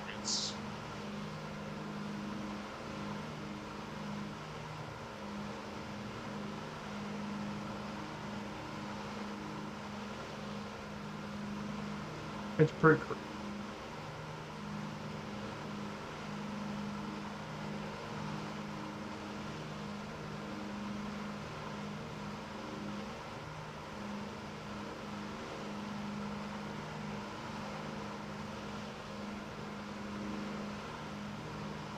I think that would be my plan for Wednesday. For the Friday stream, I know Murph did some flying in Idaho. I think I'm going to be planning on heading down to Idaho, actually. And we do some really cool bush flying in Idaho. There's definitely some really cool places throughout the U.S. state of Idaho. I'll probably take the kit box for that one. I haven't taken the kit box on stream in so long, so...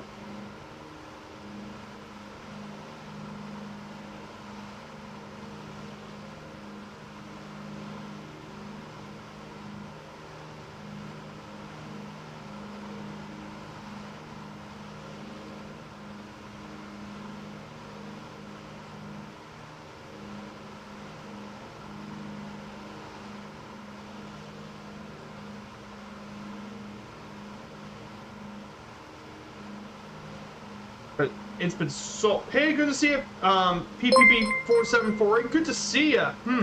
Good to see you. Thank you for the follow, my dude. So we're doing a flight from Laoag to Macau today. So we're doing the recreation of the DC-3 world trip back in 2017. This is leg 17 of the trip. So we're going to cross... We're currently over the South China Sea and making our way over to there as well. We are around 275 nautical miles from our destination here. So I'm doing quite well, thank you so much. I am doing very well myself. I'm having a great time here in the chat and enjoying this Easter Sunday with this awesome community. I hope you're having a great Easter Sunday for you as well.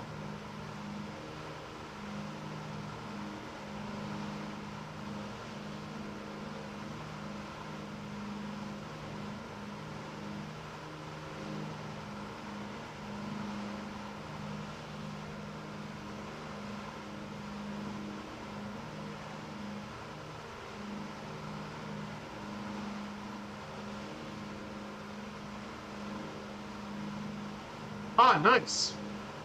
So, we're gonna go ahead and get everything ready. So, definitely having a great time here as well. Definitely a beautiful day here over the South China Sea. I'm gonna go ahead and check my fuel. Fuel situation is 51. I think we have enough fuel for the rest of the trip, maybe. I may have just enough fuel to make it for the rest of the leg.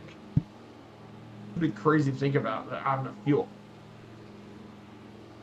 And then next Sunday, after this flight, on next Sunday, we'll be back in Macau, and we're going to travel all the way up to the city of, into Taipei. We're going to be landing at Songshan Airport. So that's going to be where we're going to end up on next Sunday's trip.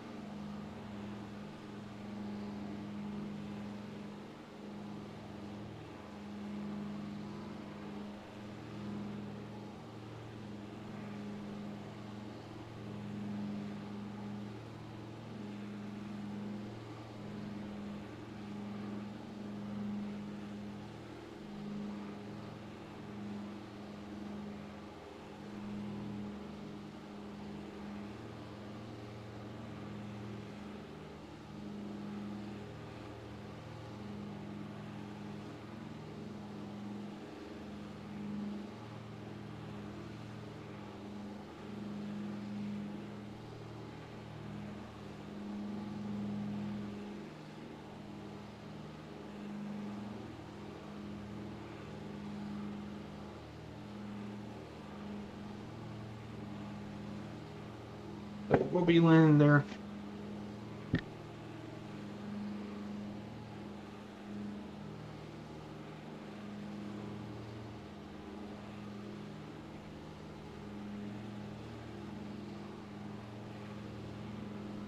So definitely pretty cool. That's going to be...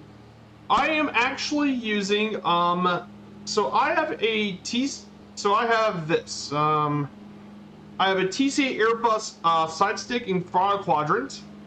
I'm using the keyboard to control the drone cam. That's what I use my keyboard for, to control the drone cam. While my main thing, I use a TC Airbus side stick and quadrant, so from Thrustmaster, and I have rudder pedals too.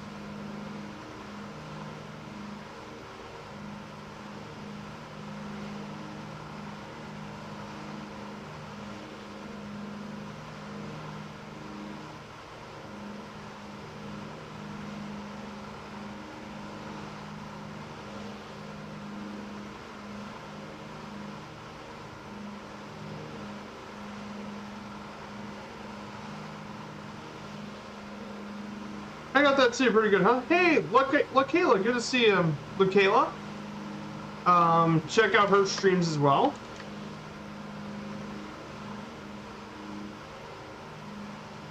Good to see you, my dear. How you been? So we're almost making our way over to Macau. Actually, we're gonna after we get near Macau, we're gonna explore a little bit about the island, the little cities region.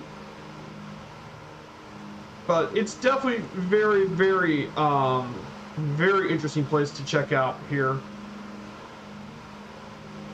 But yeah, it turns out this city, like I said, has so much history within it. Like, it's got a long history.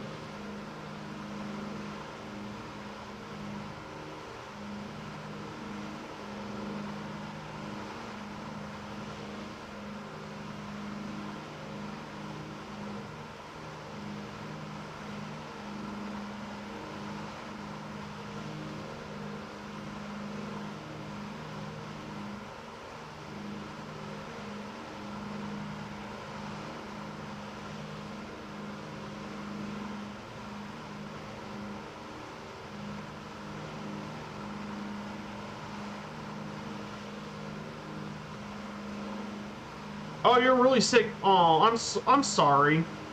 I'm sorry, LaKayla. Sorry about that. That absolutely sucks. I hate being sick myself, so that's terrible.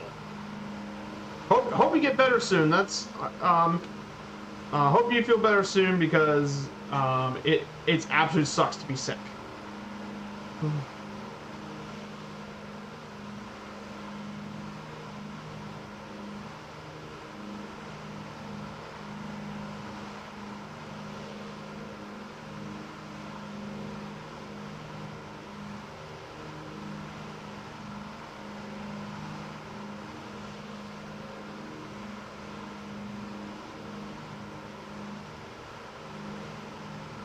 Hey, Mongo, good to see ya.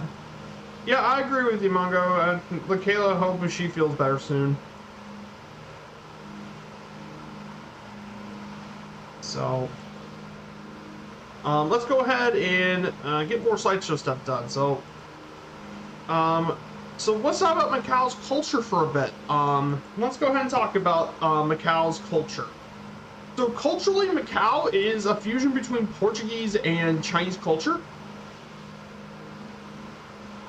Because it's been a part of Portugal until 1999, it has a very diverse culture, firmly rooted in Cantonese Chinese culture, with influences of both East Asia and Western Europe, and it has a really unique cultural identity. The two official languages are Macauan Portuguese, though the latter is only spoken by a small minority, and it's continued to shrink every year here in Portuguese in Macau. And that's because Chinese is prioritizing government to reintegrate it back into mainland China. You can still find signs of Macau there both in traditional Chinese and Portuguese, in contrast to that of mainland China. And with the worldwide popular Cantonese food and Chinese martial arts, they made them very popular in Portugal as well, because, well, of Macau's connection. So, definitely got some... Hey, Planet Neutral, great to see ya. Let me get a shout out for my awesome friend, Planet Neutral. He's from around my local area. Good to see you, Planet Neutral. So, we're not too far from Macau right now. We're actually going to get pretty close to it pretty soon. We're just about 250 nautical miles, so we're going to get here really shortly. We're going to get here shortly, about an hour.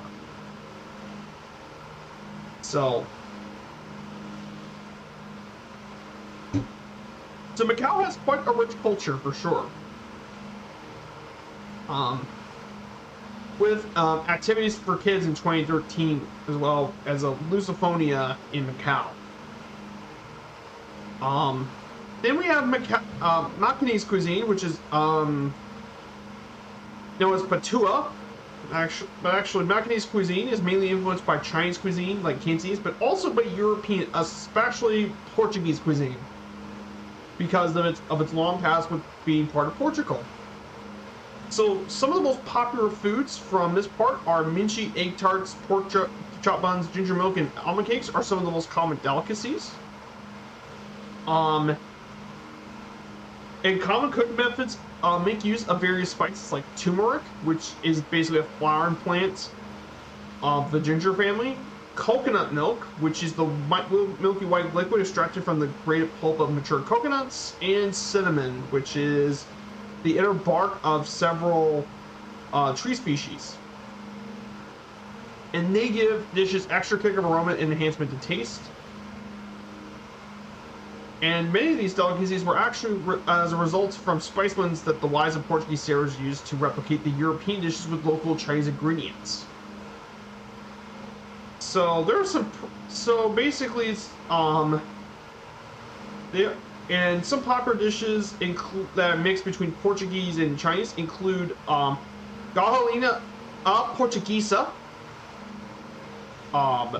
which is basically Portuguese style chicken. Galinha ao African, or African chicken dish. Bacalhau, which is the Portuguese dried and salted cod.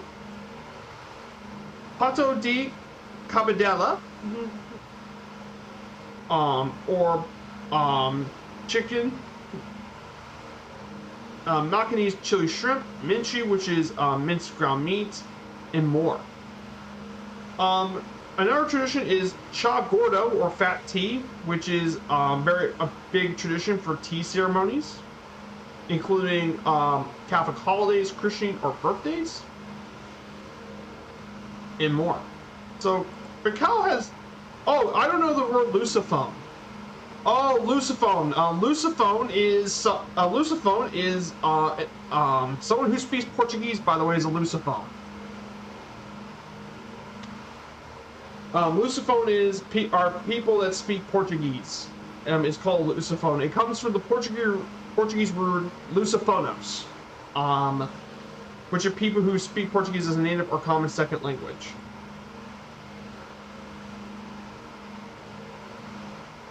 Luso, it combines the form luso, which is the Latin term for the area corresponding to modern Portugal, known as the Romans as Lusitania, and phone is voice.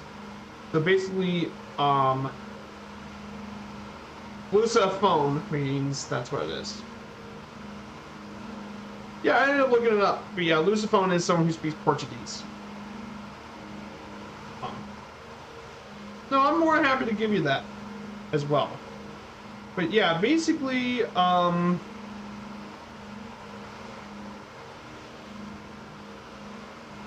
but there's quite a few really cool dishes as well. But it gives Macau its own unique twist on its own cuisine as well. So, for example, Portuguese chicken in the Chinese cuisine, galinha portuguesa, it actually came from Macau and made of chicken, potato, and rice with a coconut-based sauce. For example. But it's pretty cool that Macau has its own cuisine and all that. Pretty neat. And despite the country's small area, sports is kind of also a deal as well for sport facilities.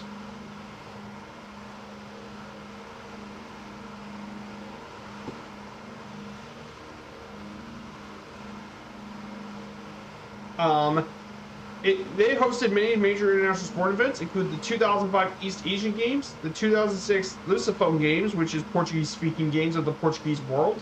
Those include Portugal, Brazil, Angola, Mozambique, and all others, Macau. In the 2007 Asian Sports Games, it's also regularly hosted the Macau Grand Prix, one of the most significant annual motorsports competition that uses city streets as a track, and is the only street circuit currently that hosts Formula 3, touring car, and motorcycle races. And the Gula circuit is actually used for potentially Formula 1 circuits.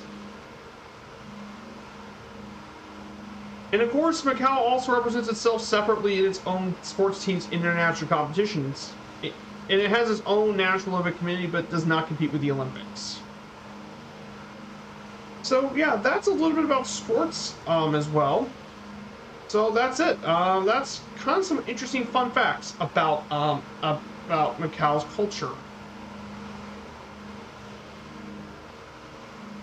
Oh yeah, and those pictures you saw there, those are pastel de nata for the food thing. They are a Portuguese egg custard tart pastry dusted with cinnamon, and they are very popular among through much of the Portuguese, like Brazil, Mozambique, and more. And you basically use egg yolks with egg tart and custard tart. There's variations. But you can actually get some pretty cool recipes. That still is not a recipe.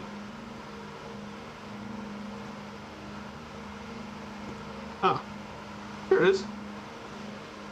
Pasta de nata. Pastis de nata. So recipe includes the recipe. You need a mini muffin tin, and you need to have 2 customized 2 tablespoons of all-purpose flour, a 1/4 of a teaspoon sea salt for the dough, 3/4 cup plus 2 tablespoons of cold water, 2 sticks of unsalted butter, room temperature, stir to smooth. Then for the custard, you use flour, milk, granulated sugar, a cinnamon stick, 2/3 cup water, and half a teaspoon vanilla extract, and 6 large egg yolks whisked. So you just do the recipe, you put all the dough, and you make the custard. But it's definitely very cool. You got to actually see this sort of stuff, which is really, really cool. I should probably, maybe when I do the food stuff, I should probably post recipes so you guys can actually make these kind of foods. Yeah.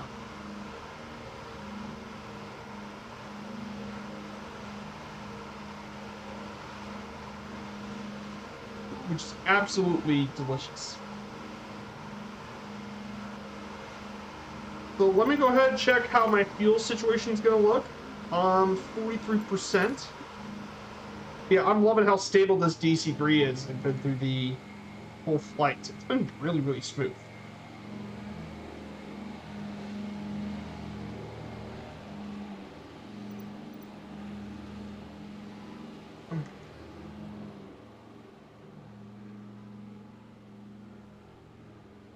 If you guys do want to check out, I do have my Discord. I hope the links work. I hope the link it wasn't updated by the time I've been through here.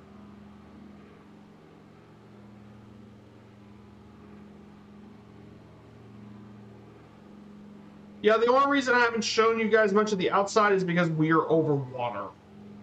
And I don't think you guys want to see me over too much water for the stream. It's not very, you know, scenic, per se.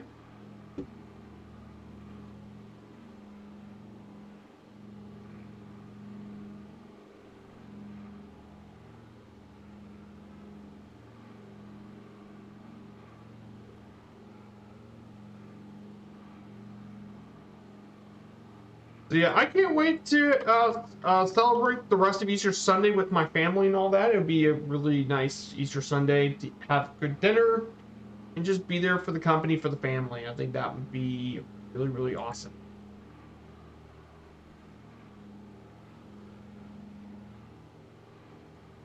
Okay, my Discord link wasn't working. Okay, it was a change Discord. In addition to my Discord, I also have a VOD channel.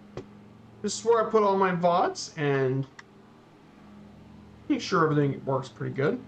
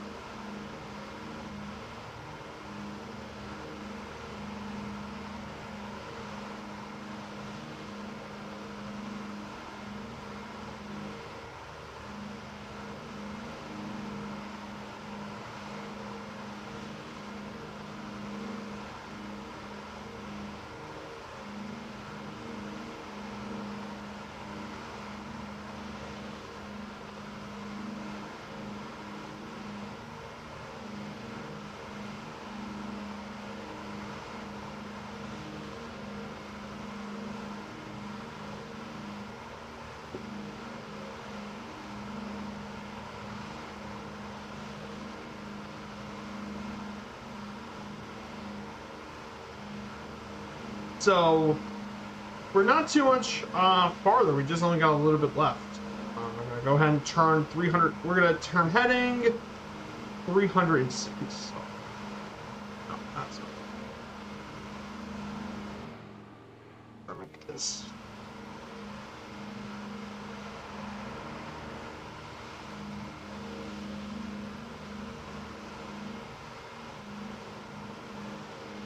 So we don't have much farther to go, guys. We're just about under 200 nautical miles. We're gonna get here at a pretty good time, guys.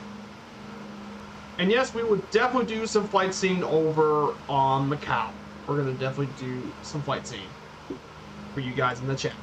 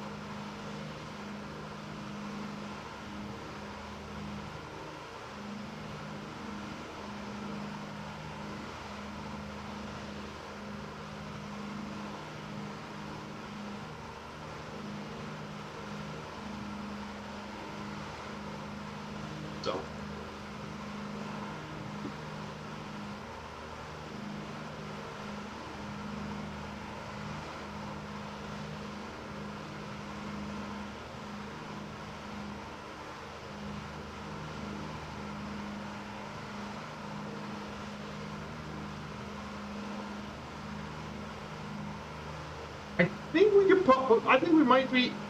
I think I see mainland China way in the distance as mainland. So we're about to reach that mainland pretty soon. So we're basically almost there.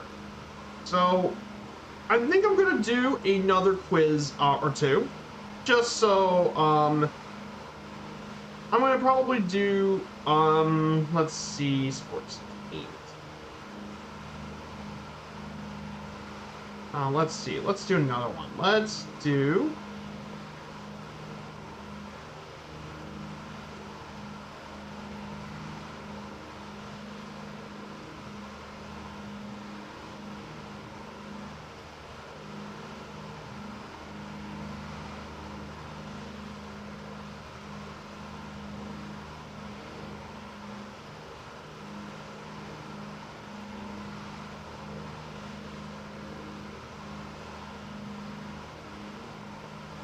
I'm not gonna get that one. Let's do another geography one.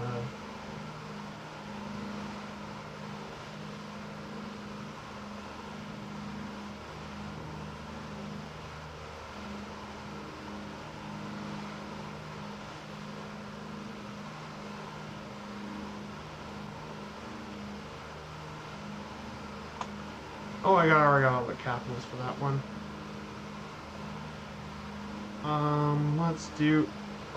Let's see, capitals of Asia. Okay, let's do this one. Capitals of Asia. Ooh, this should be good. Let's do this one, guys. 10 minutes. This should be enough time. So, Mongolia's capital is Ulaanbaatar. Ulaanbaatar is the capital, unfortunately. You can't spell it. Indonesia is Jakarta, but it's no longer going to be the capital. That's going to be moved over to the region of Kalimantan. For the Philippines, that is Manila. That's the historic capital of the Spanish Philippines. Jordan is Amman, Jordan. Turkey's capital is not Istanbul. It's actually Ankara. It's been that way since Ataturk took office. Yerevan is Armenia's capital. It's Yerevan is their capital. Yemen's capital is Sana'a. Turkmenistan's capital is Ashgabat. Ashgabat is their capital. Lebanon is Beirut, obviously. Uzbekistan, it is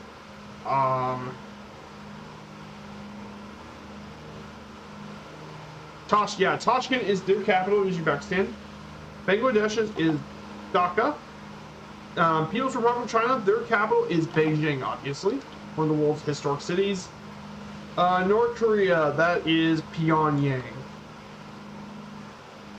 Tokyo is their capital. Vietnam is Hanoi. Bhutan is Paro. That's capital. Next one. Laos is Vientiane. Vientiane is their capital. Nepal is Kathmandu. Georgia's capital is Tbilisi. Tbilisi is their capital. Timor-Leste.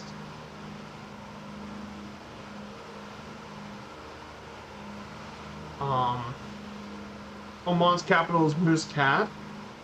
Pakistan is Islamabad.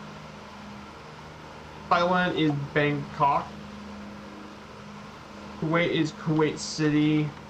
Sri Lanka is Colombo. Or known as, or in its long name is Sri Jawar Dinpura Kot. South Korea is Seoul. Brunei.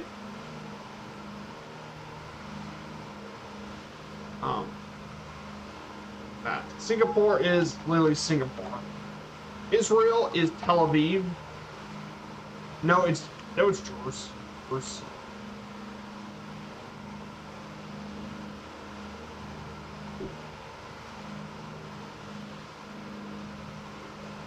Uh, it's Jerusalem. Though that's pretty controversial, though. For Jerusalem. Tehran. Kabul. Male is Maldives. Cambodia is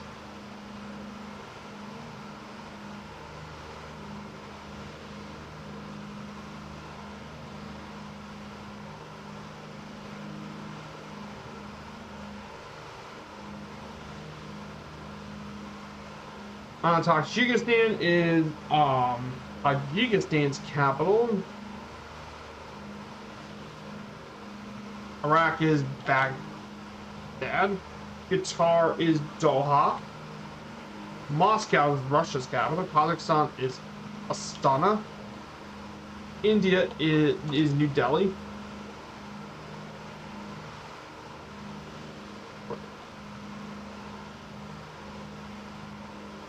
Delhi. It's New Delhi. Yeah, New Delhi. Myanmar's capital is Naypyidaw. Palestine is Ramallah. Yeah, Ramallah. Saudi Arabia is Riyadh is their capital. Syria is Damascus. Malaysia is Kuala Lumpur. Azerbaijan's capital is Baku. UAE is Abu Dhabi.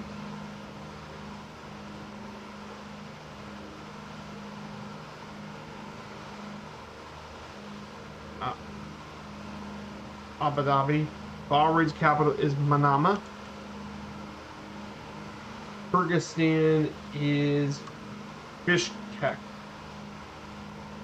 So only 4 capitals left to go.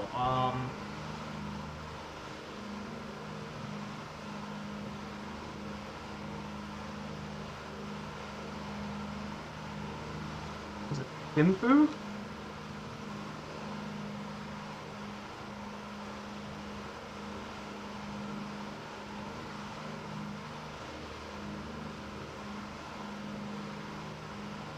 Yeah, Thimphu.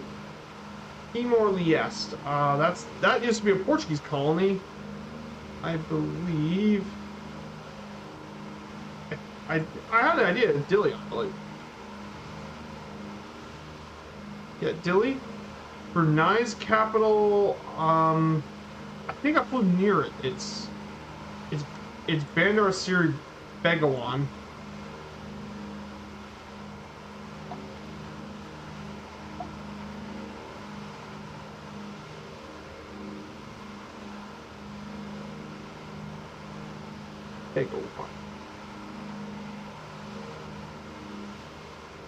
Cambodia's, let's see. Maybe. Oh, I got it.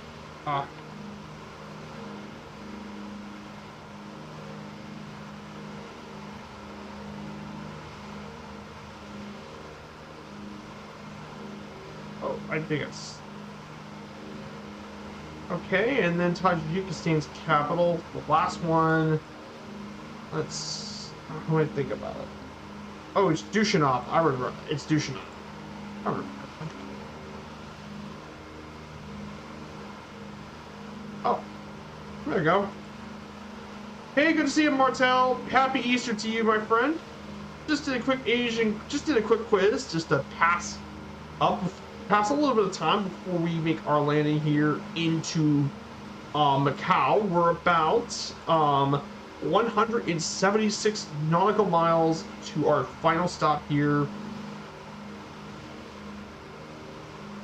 We are almost there to we are almost here as well, so let's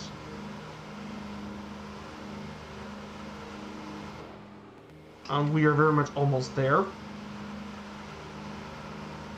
We just have about an hour left to go on this Easter Sunday. I hope you're doing well. Yes, I'm gonna do the entire Bremen flights on Monday with Murph's group. I'll be there for the entire stream.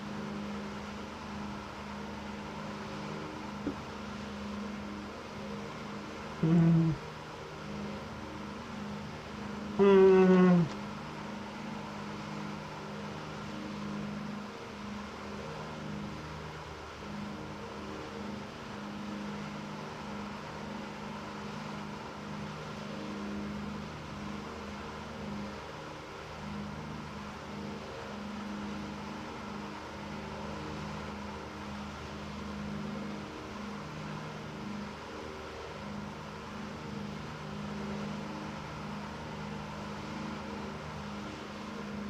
Also during that Bremen flight, Merck's going to show off the early preview of the C-16 Transall. So he's going to be taking that for a spin, which that would be really interesting. The Transall is definitely an awesome plane that I definitely would consider getting.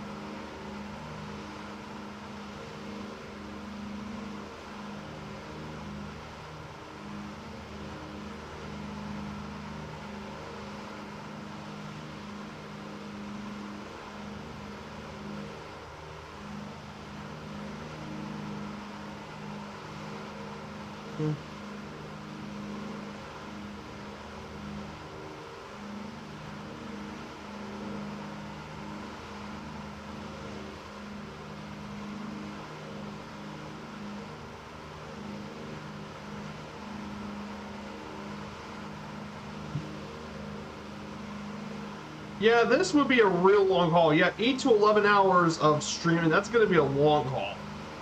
I mean, from Ireland to Canada. Usually in an airliner that would take around 6 hours or something. But we're going to have to go through to Iceland, to Reykjavik, Nuuk, which is the capital of Greenland, and back to Happy Valley. So it's going to be a long trip. So it's going to be a real long haul for the trip. So that's definitely going to be something as well. We are about very close to the Chinese mainland. I mean, we're not very. So I'm going to check see who's flying along with me. I guess there's no one flying along with me right now. Though people are welcome to join in if you guys want to. I'm on Southeast Asia. Here's.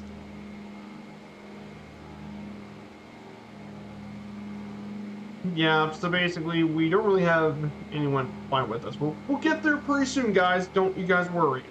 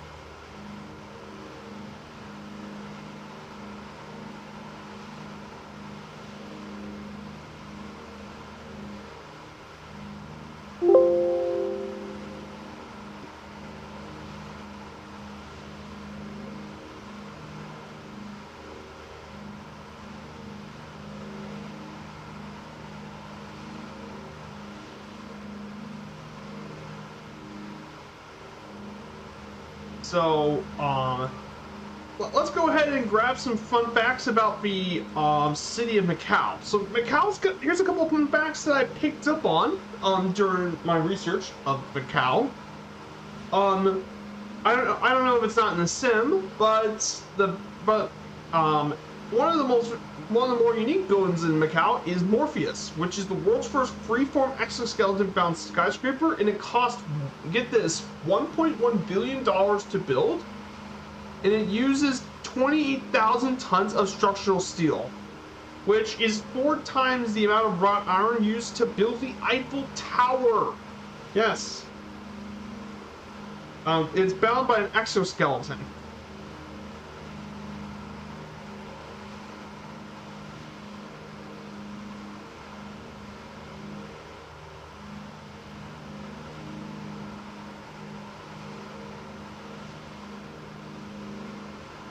But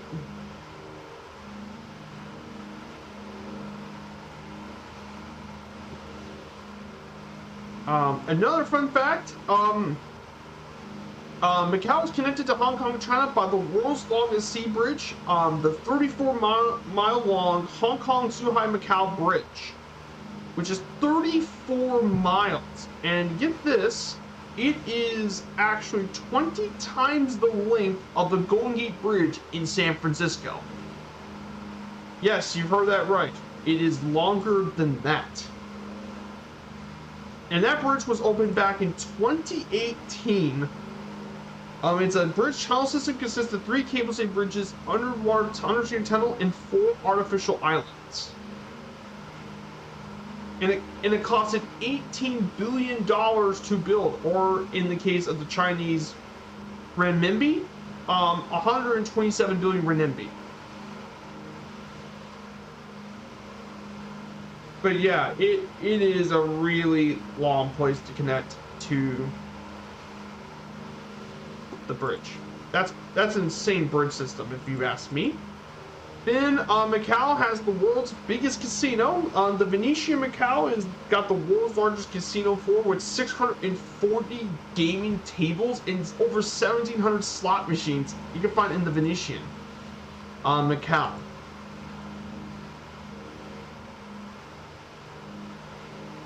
The Venetian Macau, I think we might even see it in the sim, actually. I think the Venetian's in the sim. Yeah, I think the Venetian Macau is in the sim. We might be able to check out. We might be able to check it out.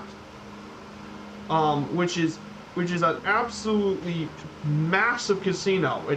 In floor space, it's around over 10.5 million square feet of space. It is absolutely massive. I mean, it's crazy. Actually, there's even more of it now. Apparently there's 3,400 slot machines and all that, which is just insane. It's a massive casino. And finally, the last fact is that St. Paul's College was Asia's first Western teaching institution and offered education to arts, philosophy, and theology to Jesuit priests, making Macau a base for Christian missionaries in China, Japan, and other parts of Asia.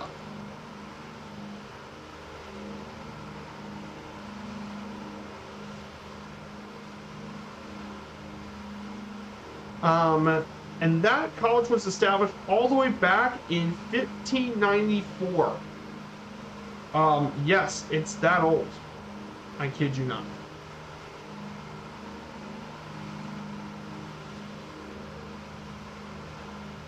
And many scholars went to the college and stuff, and they became Jesuit counselors and all that,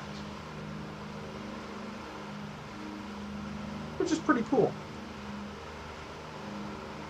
So yeah, these were just a few of the fun facts about Macau, as well.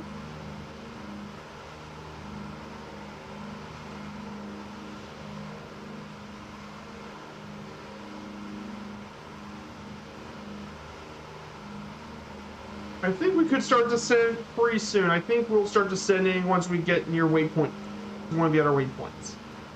Get ready.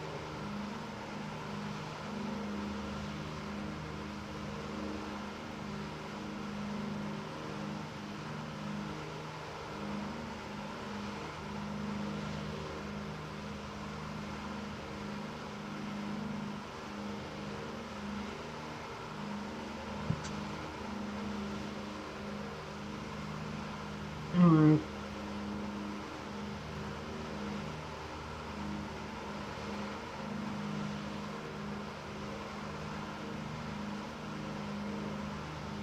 So that brings you to that. So we got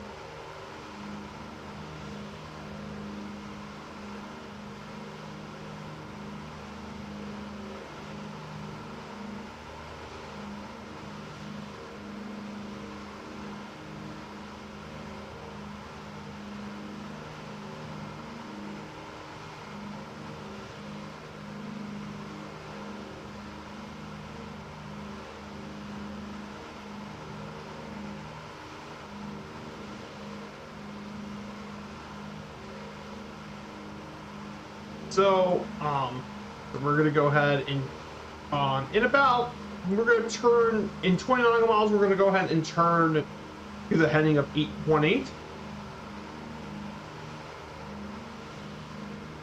and we'll follow that heading to for 68 more miles, and then we can begin descent.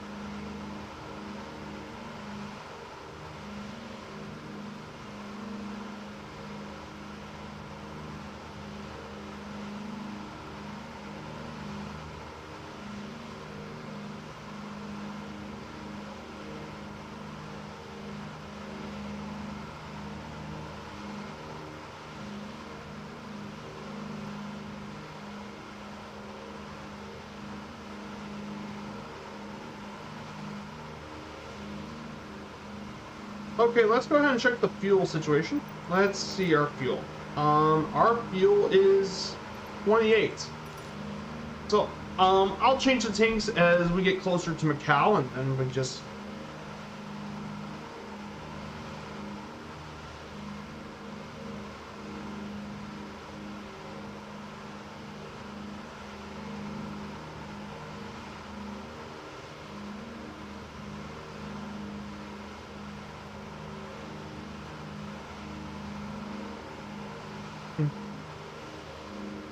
Mm-hmm.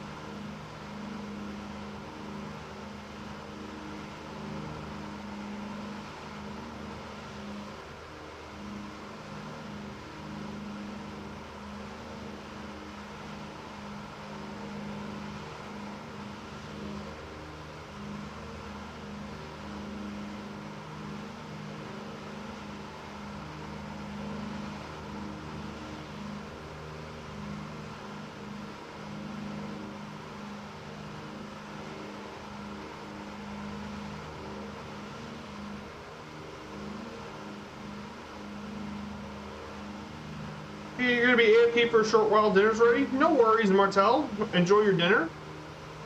We're gonna get very ready to head to Macau. So we're.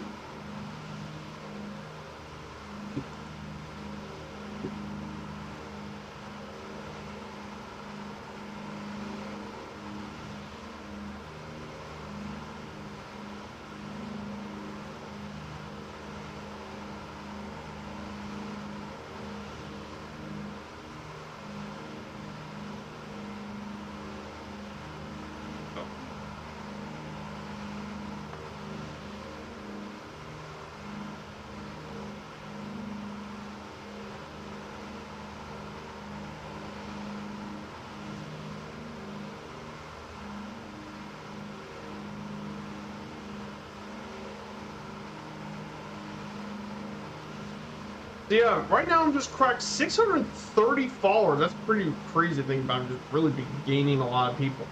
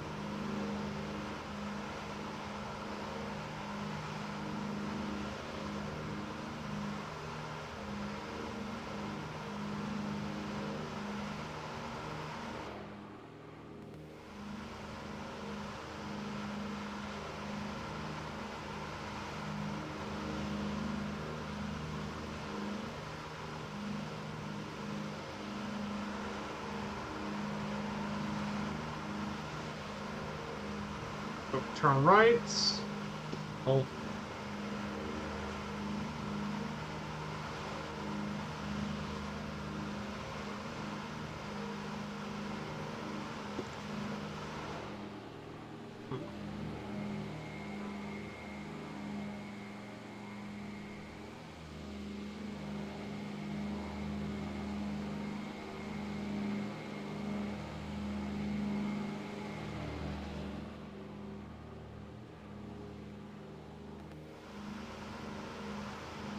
So,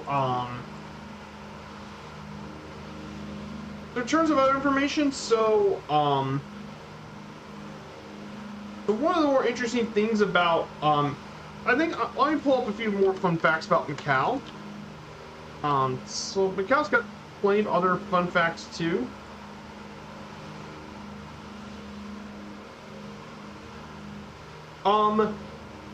So one of the best things to visit watching in Macau is the House of Dancing Water.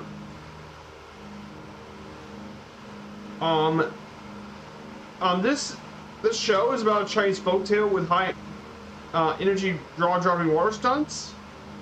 But the most interesting thing about the show is that the theater it's playing on has a pool that can hold up to 3.7 million gallons of water, which is about the size of 5 Olympic-sized swimming pools.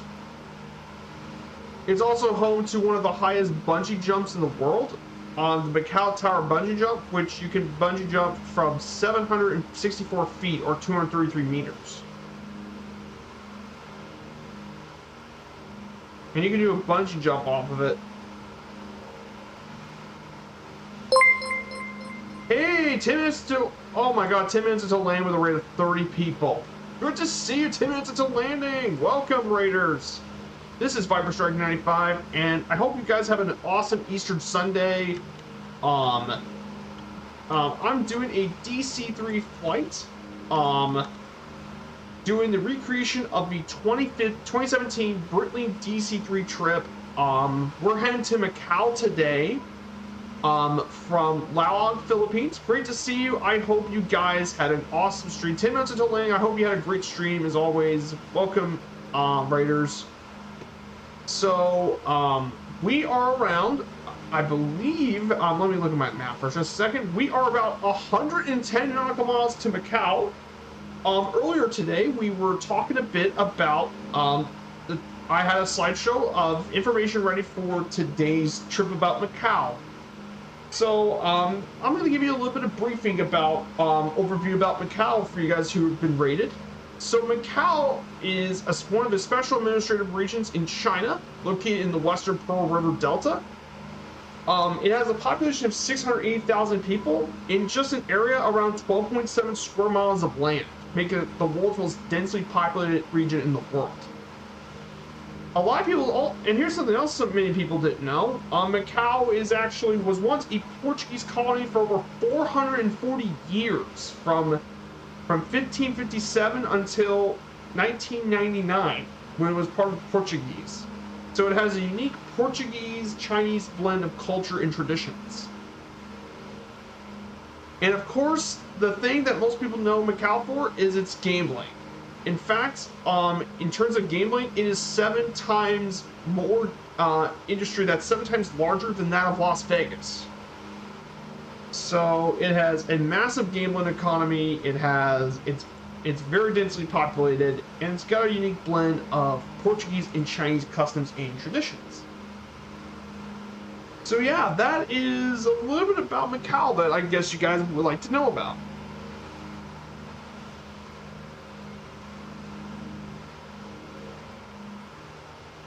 So that's just a bit of overview. Macau also has it has an interest rate guided approach. Obviously, we're not doing it in the DC-3, but yes, it does have an IGS approach into Macau. It does have one.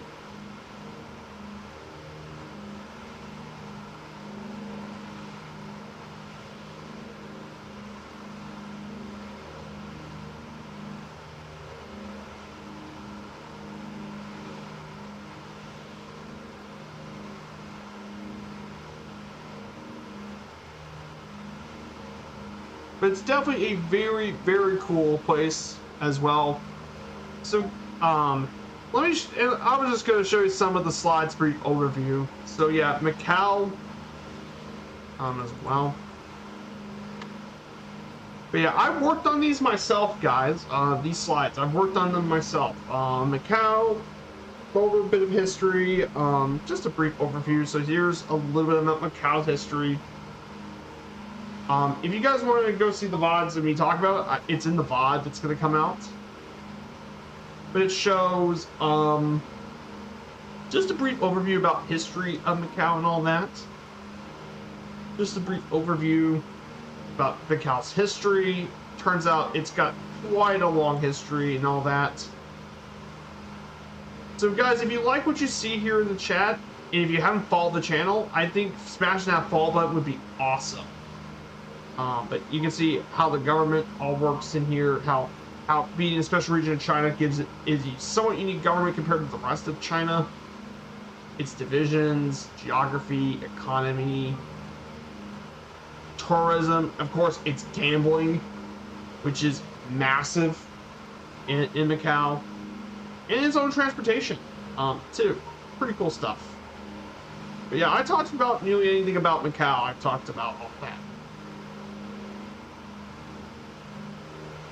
So, thank you guys so much for coming here today for the raid. Do appreciate it. Really do. So we're about under 100 nautical miles. I think we could descend. I think once we get to our next waypoint, I'll start descend. But it's definitely great. And once we get near Macau Airport, we're going to actually tour around. We're going to do some flight seeing around Macau. We might be able to catch a few of the casinos. Hey! SN8 Raptor 42 with the follow. Thank you. Thank you so much for the follow. I do appreciate it as well. Thank you for your support. You guys have been awesome. So let's get Discord.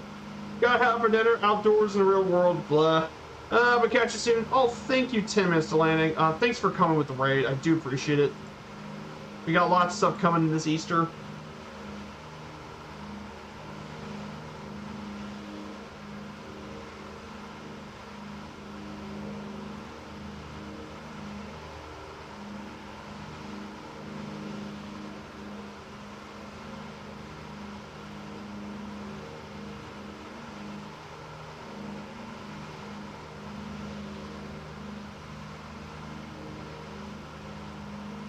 So, happy Easter Day. Good to see Ian. Good to see Ian. I hope you're having a great Easter as well. I'm having a great time here in this DC-3. We're heading to Macau, the gambling one of the preeminent gambling capitals of the world. So that's where we're heading today. We're about 90 nautical miles off of it. So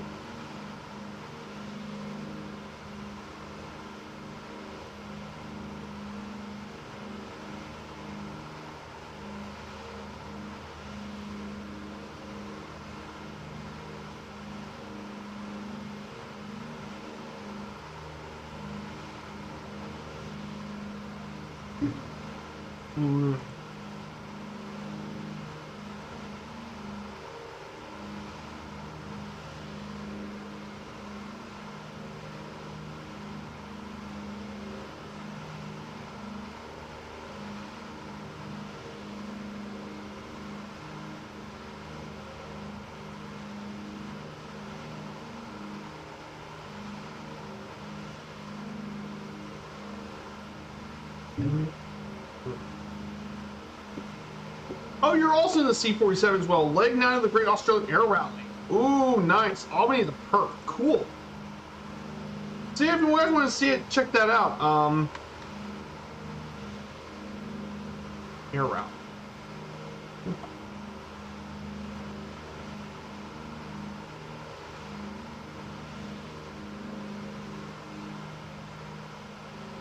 Oh, that's right. The Air Rally in Australia.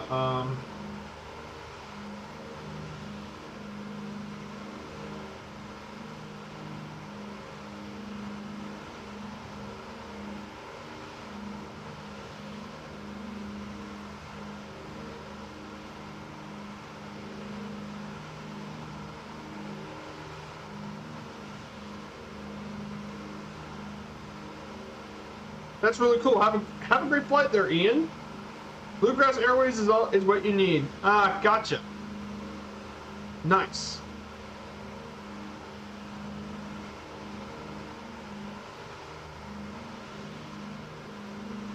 The leg 9.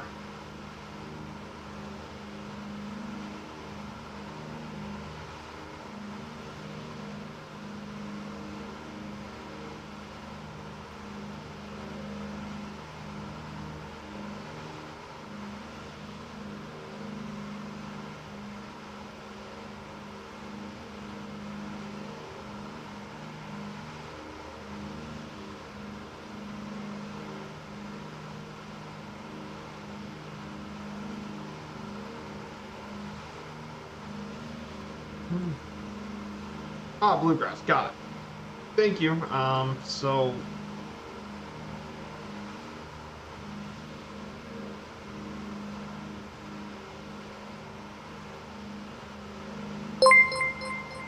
hey, thanks Ian Fisher for following the channel, Ian. Thanks for the follow. I really do appreciate it. For the support. As always. Man, today's been a great stream, guys. I mean, today's been a great stream.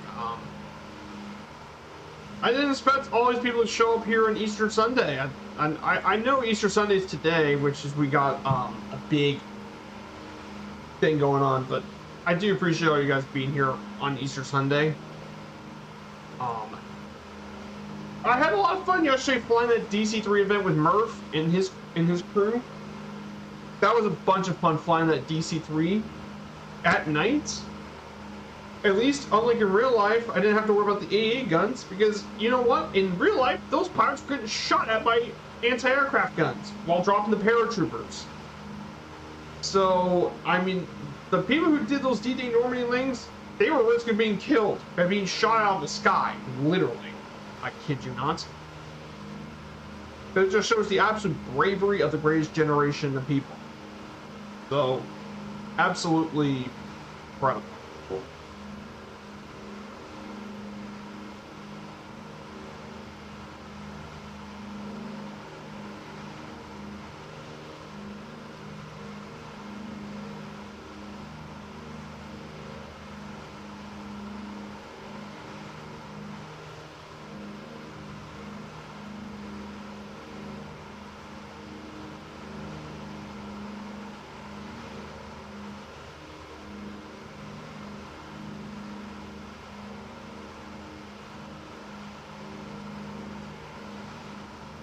as we approach, we would see the world's longest sea. Will we see the world's longest sea bridge? That's a good question.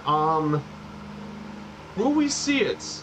Considering the bridge opened back in 2018, I don't think so. But hey, luckily no server broke. Yes, yeah, we're very lucky no servers were broke. Very, very lucky.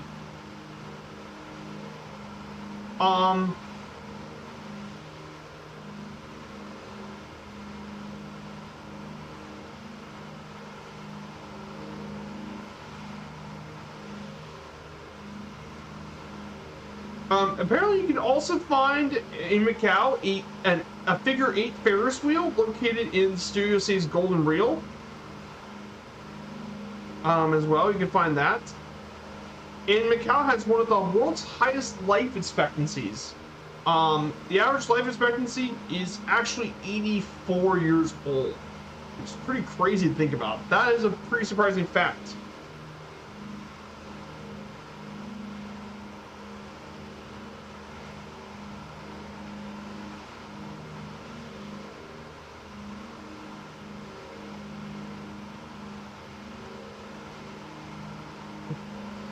So that stuff is a pretty cool stuff as well about Macau. It's such a cool thing to learn about each of the different places. So we are going to be getting here soon enough, and I think we're gonna. I think we see it. We see the Chinese mainland. We actually have sight in mainland China. Mainland has been sighted. We've been doing flying across all of that as well.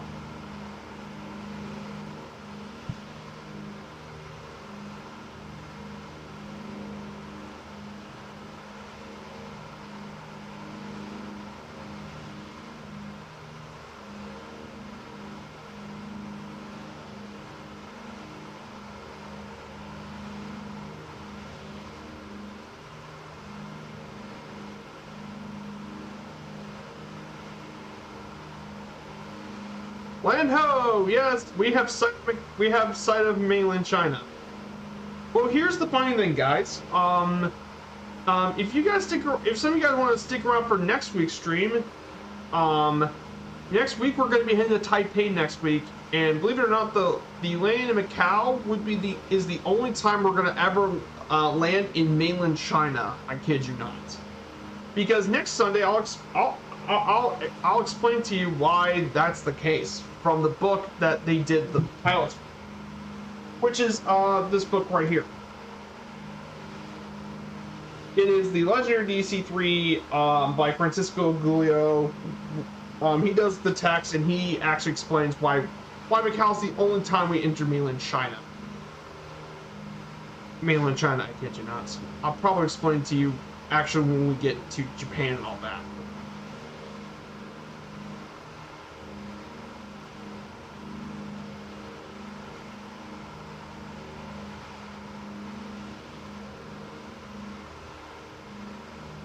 So,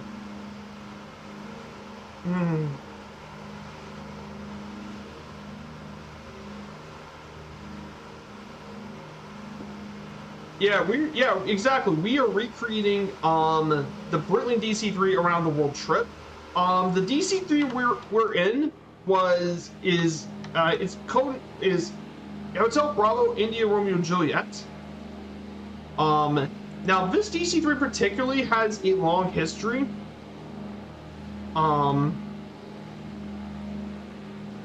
This DC-3 actually has a pretty long history. When this thing was originally built, it served for American Airlines as Airship Cleveland, and then it served in World War II. It served in World War II before it was transferred over to Trans-Texas Airways and eventually Texas International Airlines for much of the 40s to the 60s. Then it became part of Provincetown Boston Airline, and that left there until 1992. Went through a couple renovations before ending up here with the flight back in 2017. Currently, this plane is now actually in an air museum in Turkey.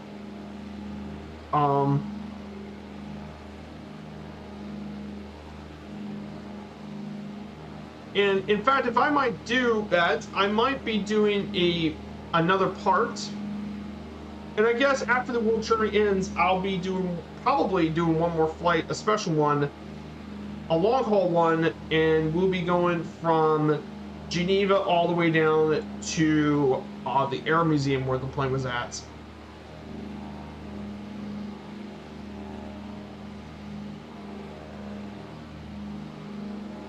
And we'll make the landing there.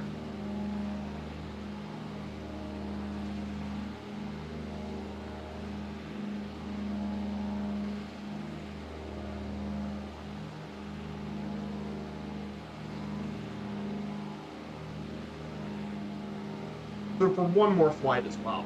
So, yep, we see the mainland. Now, of course, if you guys, Macau is not far at all from Hong Kong, which was a long-time British possession of the British.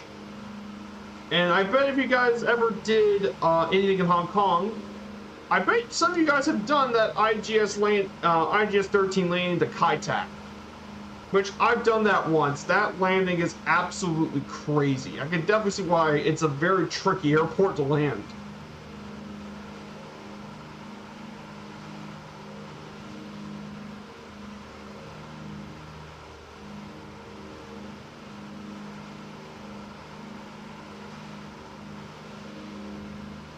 So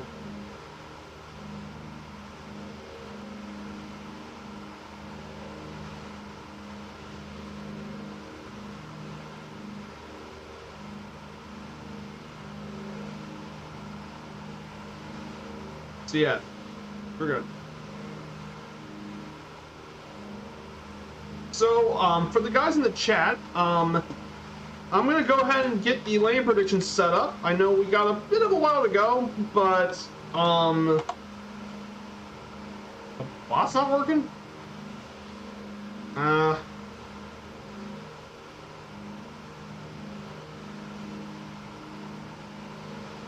we go.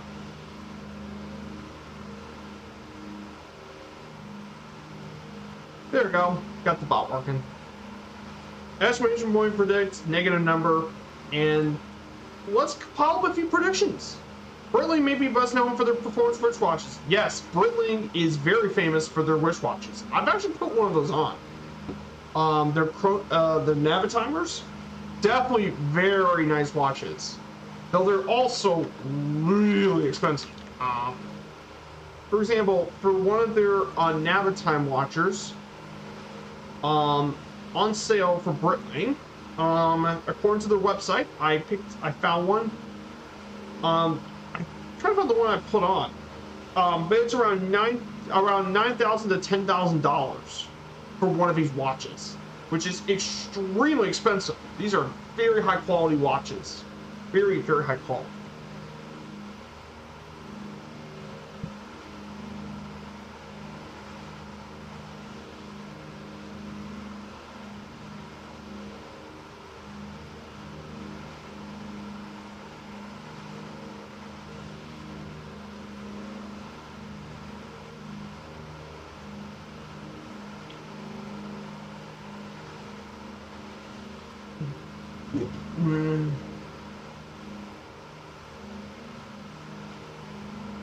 Yeah, Breitling is actually all the way from Switzerland, which is what we did. So we started this journey back, for guys who've been here for the first time, we started this journey back in Geneva on New Year's Day, actually. We went back from Geneva, we went to Zagreb in Croatia. We actually went to have a first stop in Avignon in France, before setting the leg to Zagreb in Croatia, then Athens, Greece, Tel Aviv, Israel, Amman, Jordan, Manama, Bahrain, Doha, Qatar, Dubai, UAE, Karachi, Pakistan, Nagpur, India, Chiang Mai, Thailand, Phuket back in Thailand, Kuala Lumpur in Malaysia, Singapore, then to Kota Kinabalu and back into Malaysia, then Laoag in the Philippines, and now we're heading to Macau. And mind you, this is just Asia. We have still yet to reach Taiwan, Japan, much of the United States, some in Canada, Greenland, Iceland, then the UK, France, Germany, Austria, back to Italy, and then back to Switzerland. That'll be, but it's going to be pretty crazy that we're doing this for historical reasons. When this plane went around the world in real life back in 2017, it was 77 years old, which made it the oldest plane to ever do an around the world trip. At 77 years old. Like, that's pretty insane. A 77-year-old DC-3 went around the world in real life. Which is, I think it still is the oldest plane to ever go around the world, which is pretty awesome.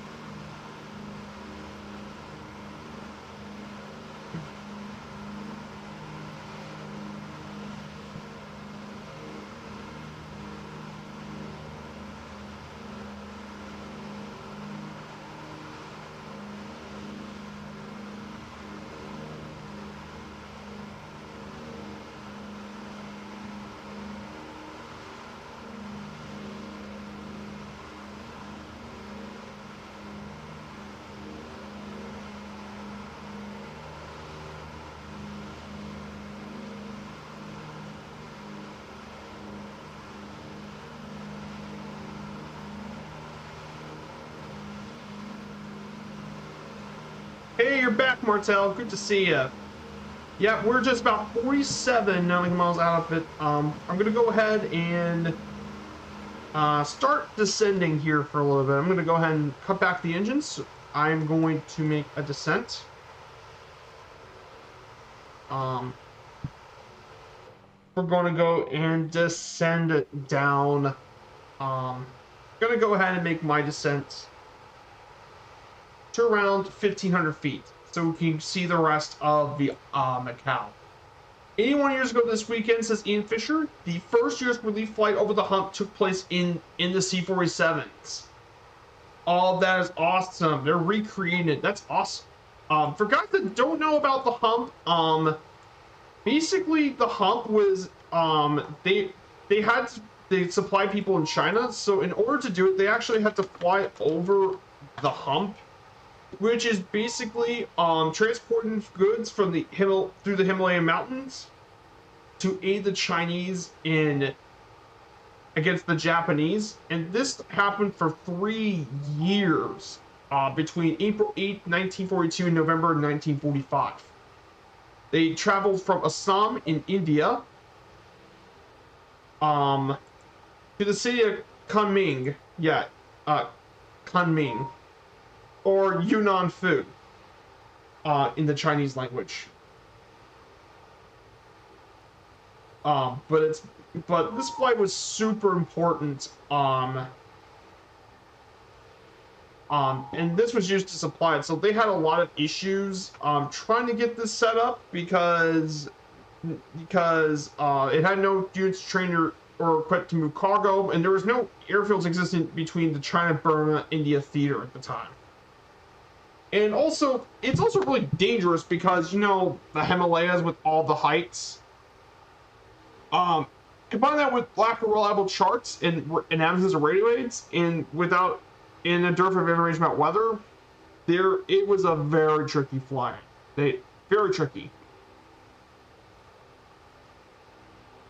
But throughout the war, the airlift delivered approximately 650,000 tons of material to China at a great cost of men and aircraft. But they flew a lot of it.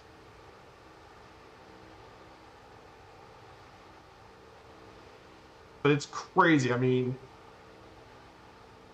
and they couldn't really find a lot of aircraft at the time to do these high altitudes. I know C-47s and all. Oh, what Twitch channel? If Viber allows, you can send the link. Oh, absolutely. Yes, you could. Yes, you can absolutely send the link, Ian. Send that link to me. Ian?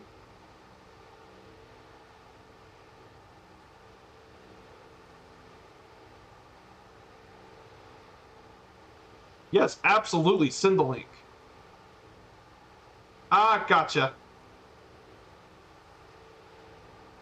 Yeah, send it. Yeah, you're doing it on your channel. So if you guys want to check that recreation, yeah, no worries. I'll come by and say hi to you, Ian. While you're doing the flight. But I'll definitely come by and say hello for sure. So yeah, there's the Delta we're gonna get here pretty soon. So let's go over a few. Oh, who played the alert? Oh, Rogue Wolf Gaming just played the alert. Autopilot disconnect. Oh boy. Sounds you did not want to hear on your Boeing airliner for sure. So, but no, I'm actually going to be talking about Macau International Airport, Victor Mike Charlie. This airport is actually pretty new, opened back in November 9th, 1995 on the east end of Taipa Island. It has been a common transport port for people traveling between the mainland and Taiwan, as well as a passenger hub around the area. During 2006, it handled 5 million passengers and 220,000 tons of cargo, but has increased by 2017 to over 7.1 million people, which is more than it was designed for back in the day. The TAB Portugal began their service from Lisbon using A340s.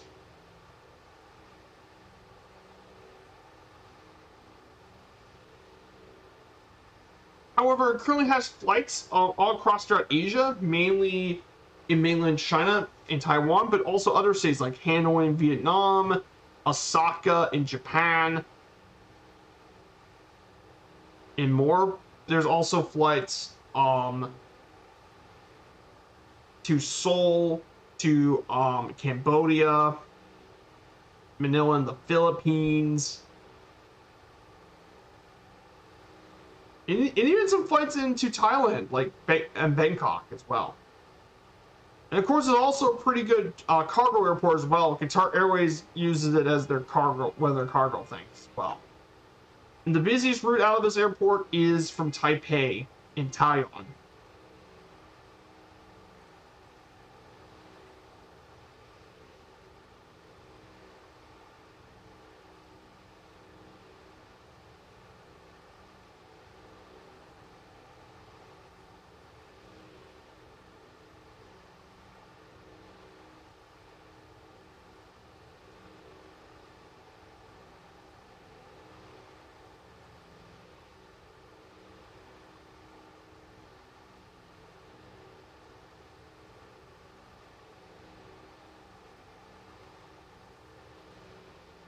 So yeah, it starts in 1 hour. So yeah, we don't have enough time to get over for the raid, but we're just gonna send this slowly.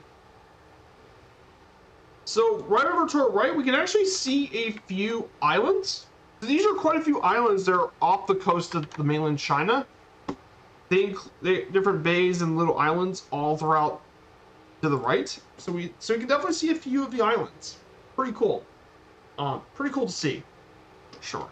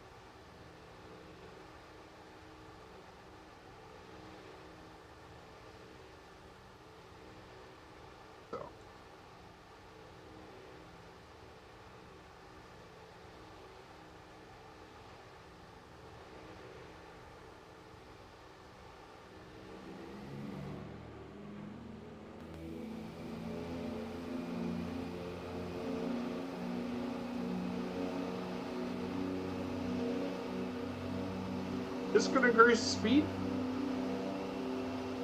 But yeah, we're doing really well, guys, and I mean, look at that. We are so close to it. So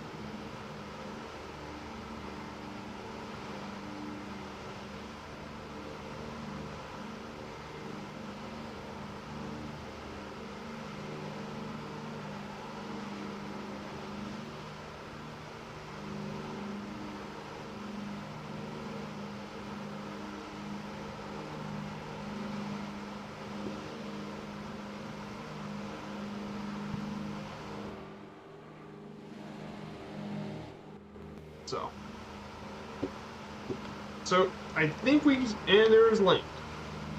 Well, we're going to be going through for quite some long journeys. Next week isn't going to be long either. Next week is going to be...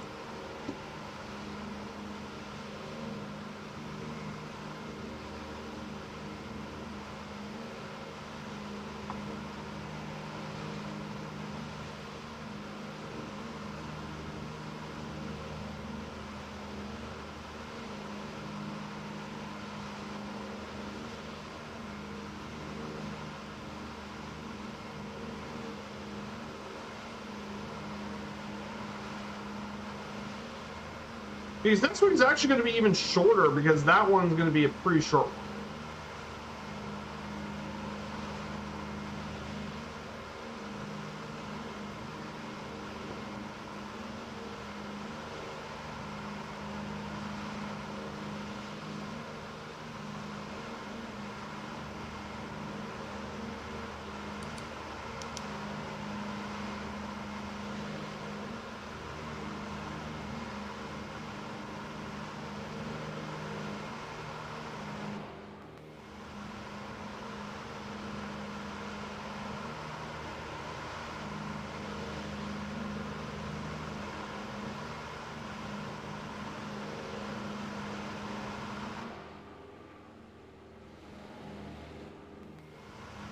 I should have said the sea bridge.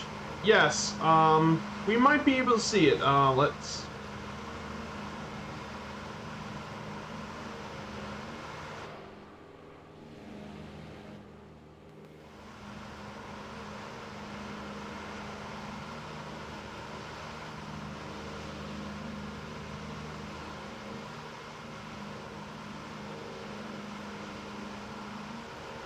But what a great job, guys. I mean, this has been a lot of fun.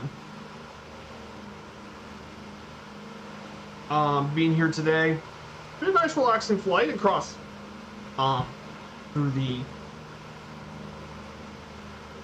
South China Sea.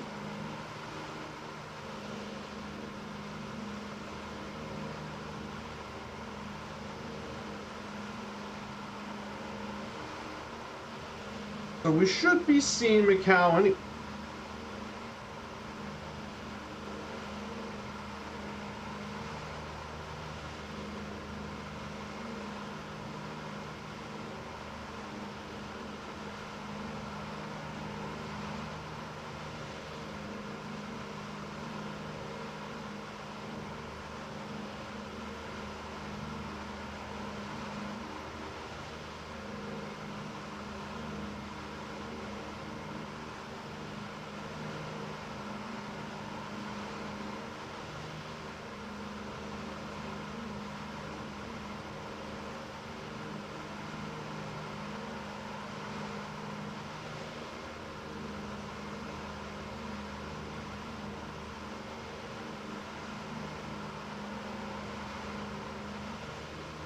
Yeah. Not Taiwan. Yeah.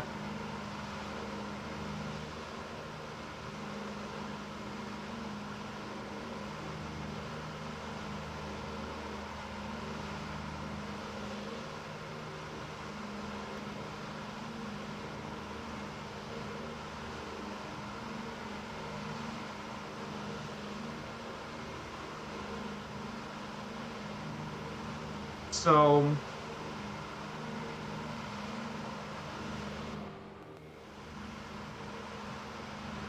had to jar up a little bit. So yeah, guys, we're about to reach Macau, guys. That's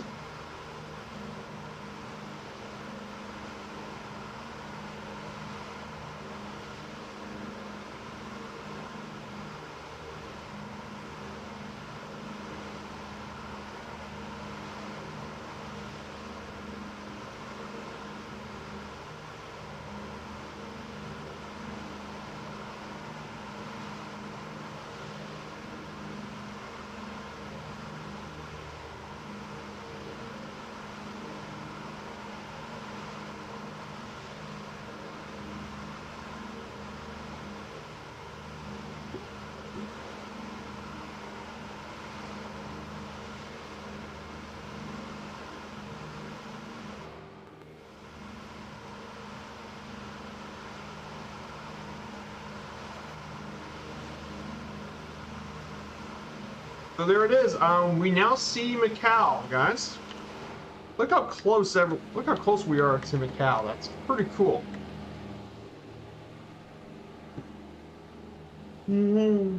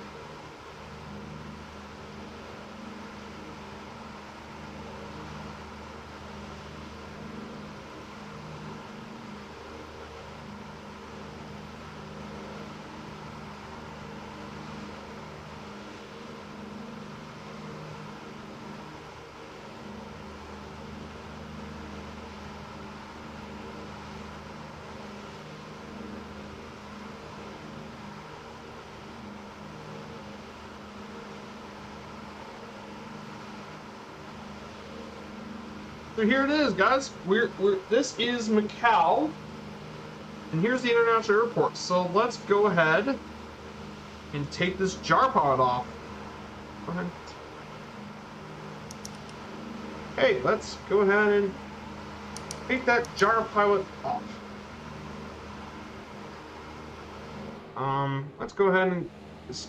Let's fly around Macau for a bit. So this here is the airport. We're going to be landing in 16. So around this area should be a couple of very fancy resorts, including the Venetian, Costume Museum, Utopia, and all the rest.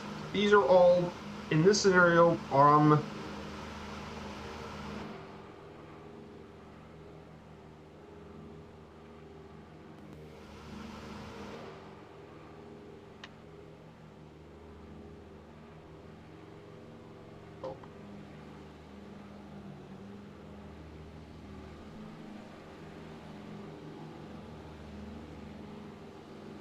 Of course, those tall buildings that stand out in front of us, those are some of the landmarks in the sim. Those are including the Lisbon Casino, all that. So these are a couple of landmark buildings.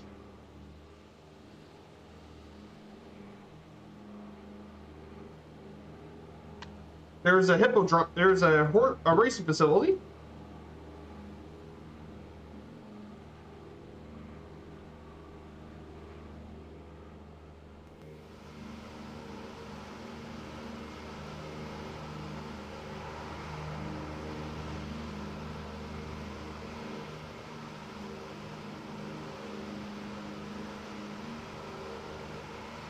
Yeah, this region is hot and humid, Martel. I did some research. I very much did. So this here is some of the casinos. There's the Grand Lisbon Casino. There's Grand Casino Lisbona, the Grand Emperor Casino. Of course, there's also MGM Macau right over there. There's MGM Macau right here. Grand Lisbona and all that. These are very fancy casinos. You see right here. Yeah, this is default, by the way. I don't have any add-on scenery for this place, unfortunately. And yes, there is the Chinese bridge right there to our right. There's that bridge.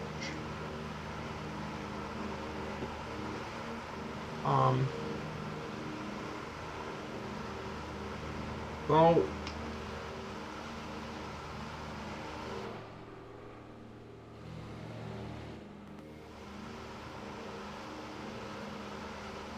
let's go ahead and turn her around.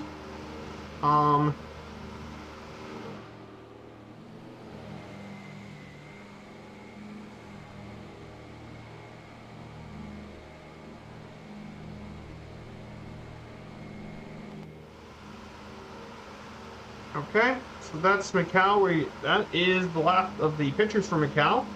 Let's go ahead. Yes, this is default, by the way. So, but yeah, you can definitely see this is a very small area. Very, very small.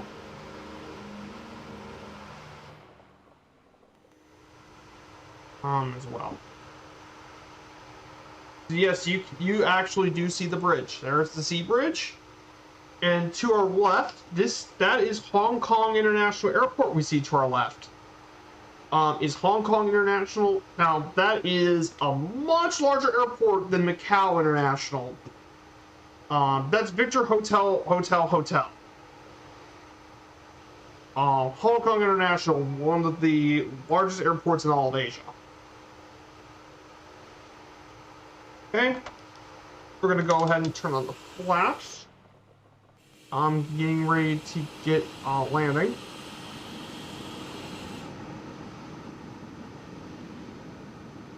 Getting ready to land. And that airport has been one of the largest shipment centers in the world. Like, it's been not only a massive passenger airport, not only for passengers. I mean, the height of it was in 2018, 74 million people flew out of Hong Kong, but it's also an enormous cargo airport. In 2021, over 5 million tons of it flew out of the airport here in Hong Kong.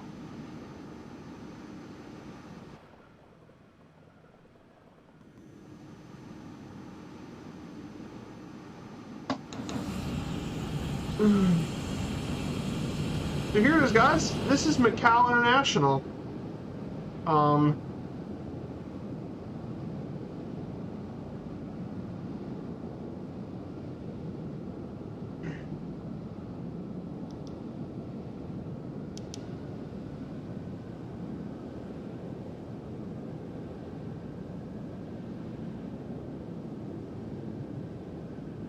So yeah, guys, I hope you guys enjoyed a little bit of a little flight scene. Got some pretty cool tour of Macau. So let's see if I can get the landing down and get her stopped. So the parking actually is on an island, actually. So this whole airport here is based on reclaimed land. So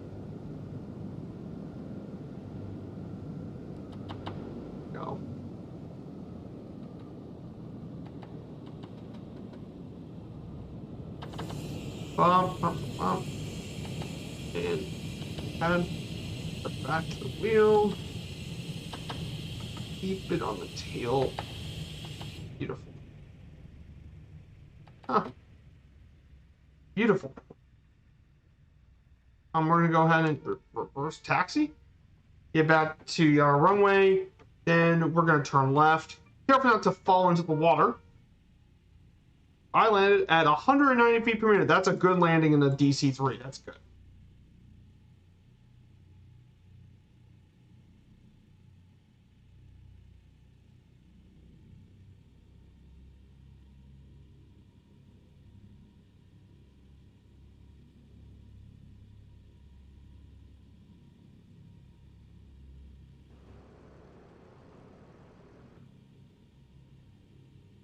So that was a great flight. Guys, thank you guys so much for coming here today. This is a bit of a shorter leg than the previous 2 legs that I've done. But it was definitely a really, really enjoyable flight.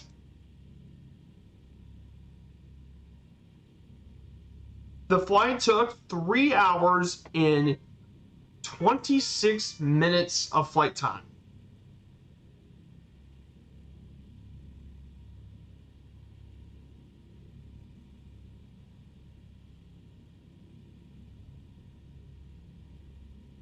And here's the funny thing. It turns out I never needed to change any of the tanks. Turns out I had just enough fuel in the main tanks just to make it for the flight. All on mains. So that's pretty good. Turn left. Again, watch out for the water.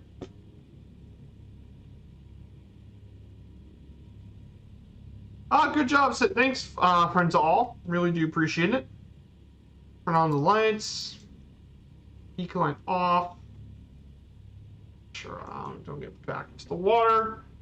And we can put it into this flight. Man, what a great time, and 3 hours and 40 minutes of stream time. So definitely a fantastic flight for sure. What a great time. So we'll be heading to Taipei next Sunday. So we'll be making our way over, crossing over to Taiwan, to the island of Taiwan. So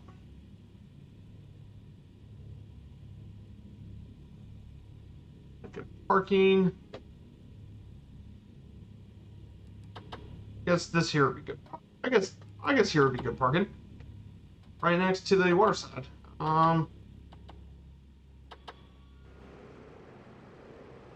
Yeah, this works.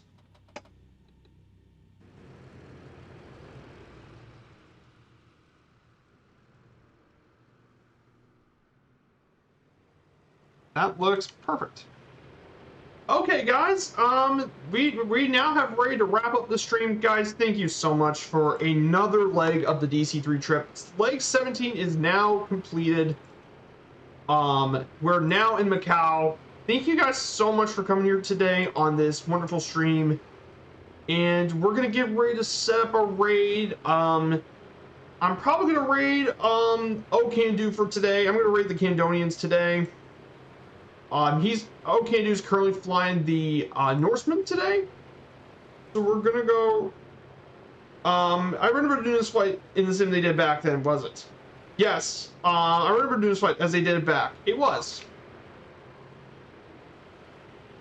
So, I'm gonna go ahead and raid his channel for today, Okandu's. I hope you guys stick around for the raid. Thank you guys so much, but before we get going, on Wednesday we have our DC-6 airline flight from Ho Chi Minh City to Hanoi, and then on Friday we'll be back in the Kit Fox doing some bush flying in Idaho. That should be fun. And on Sunday we're going to Taipei. So guys, thank you so much and have a great rest of your Easter Sunday. Bye.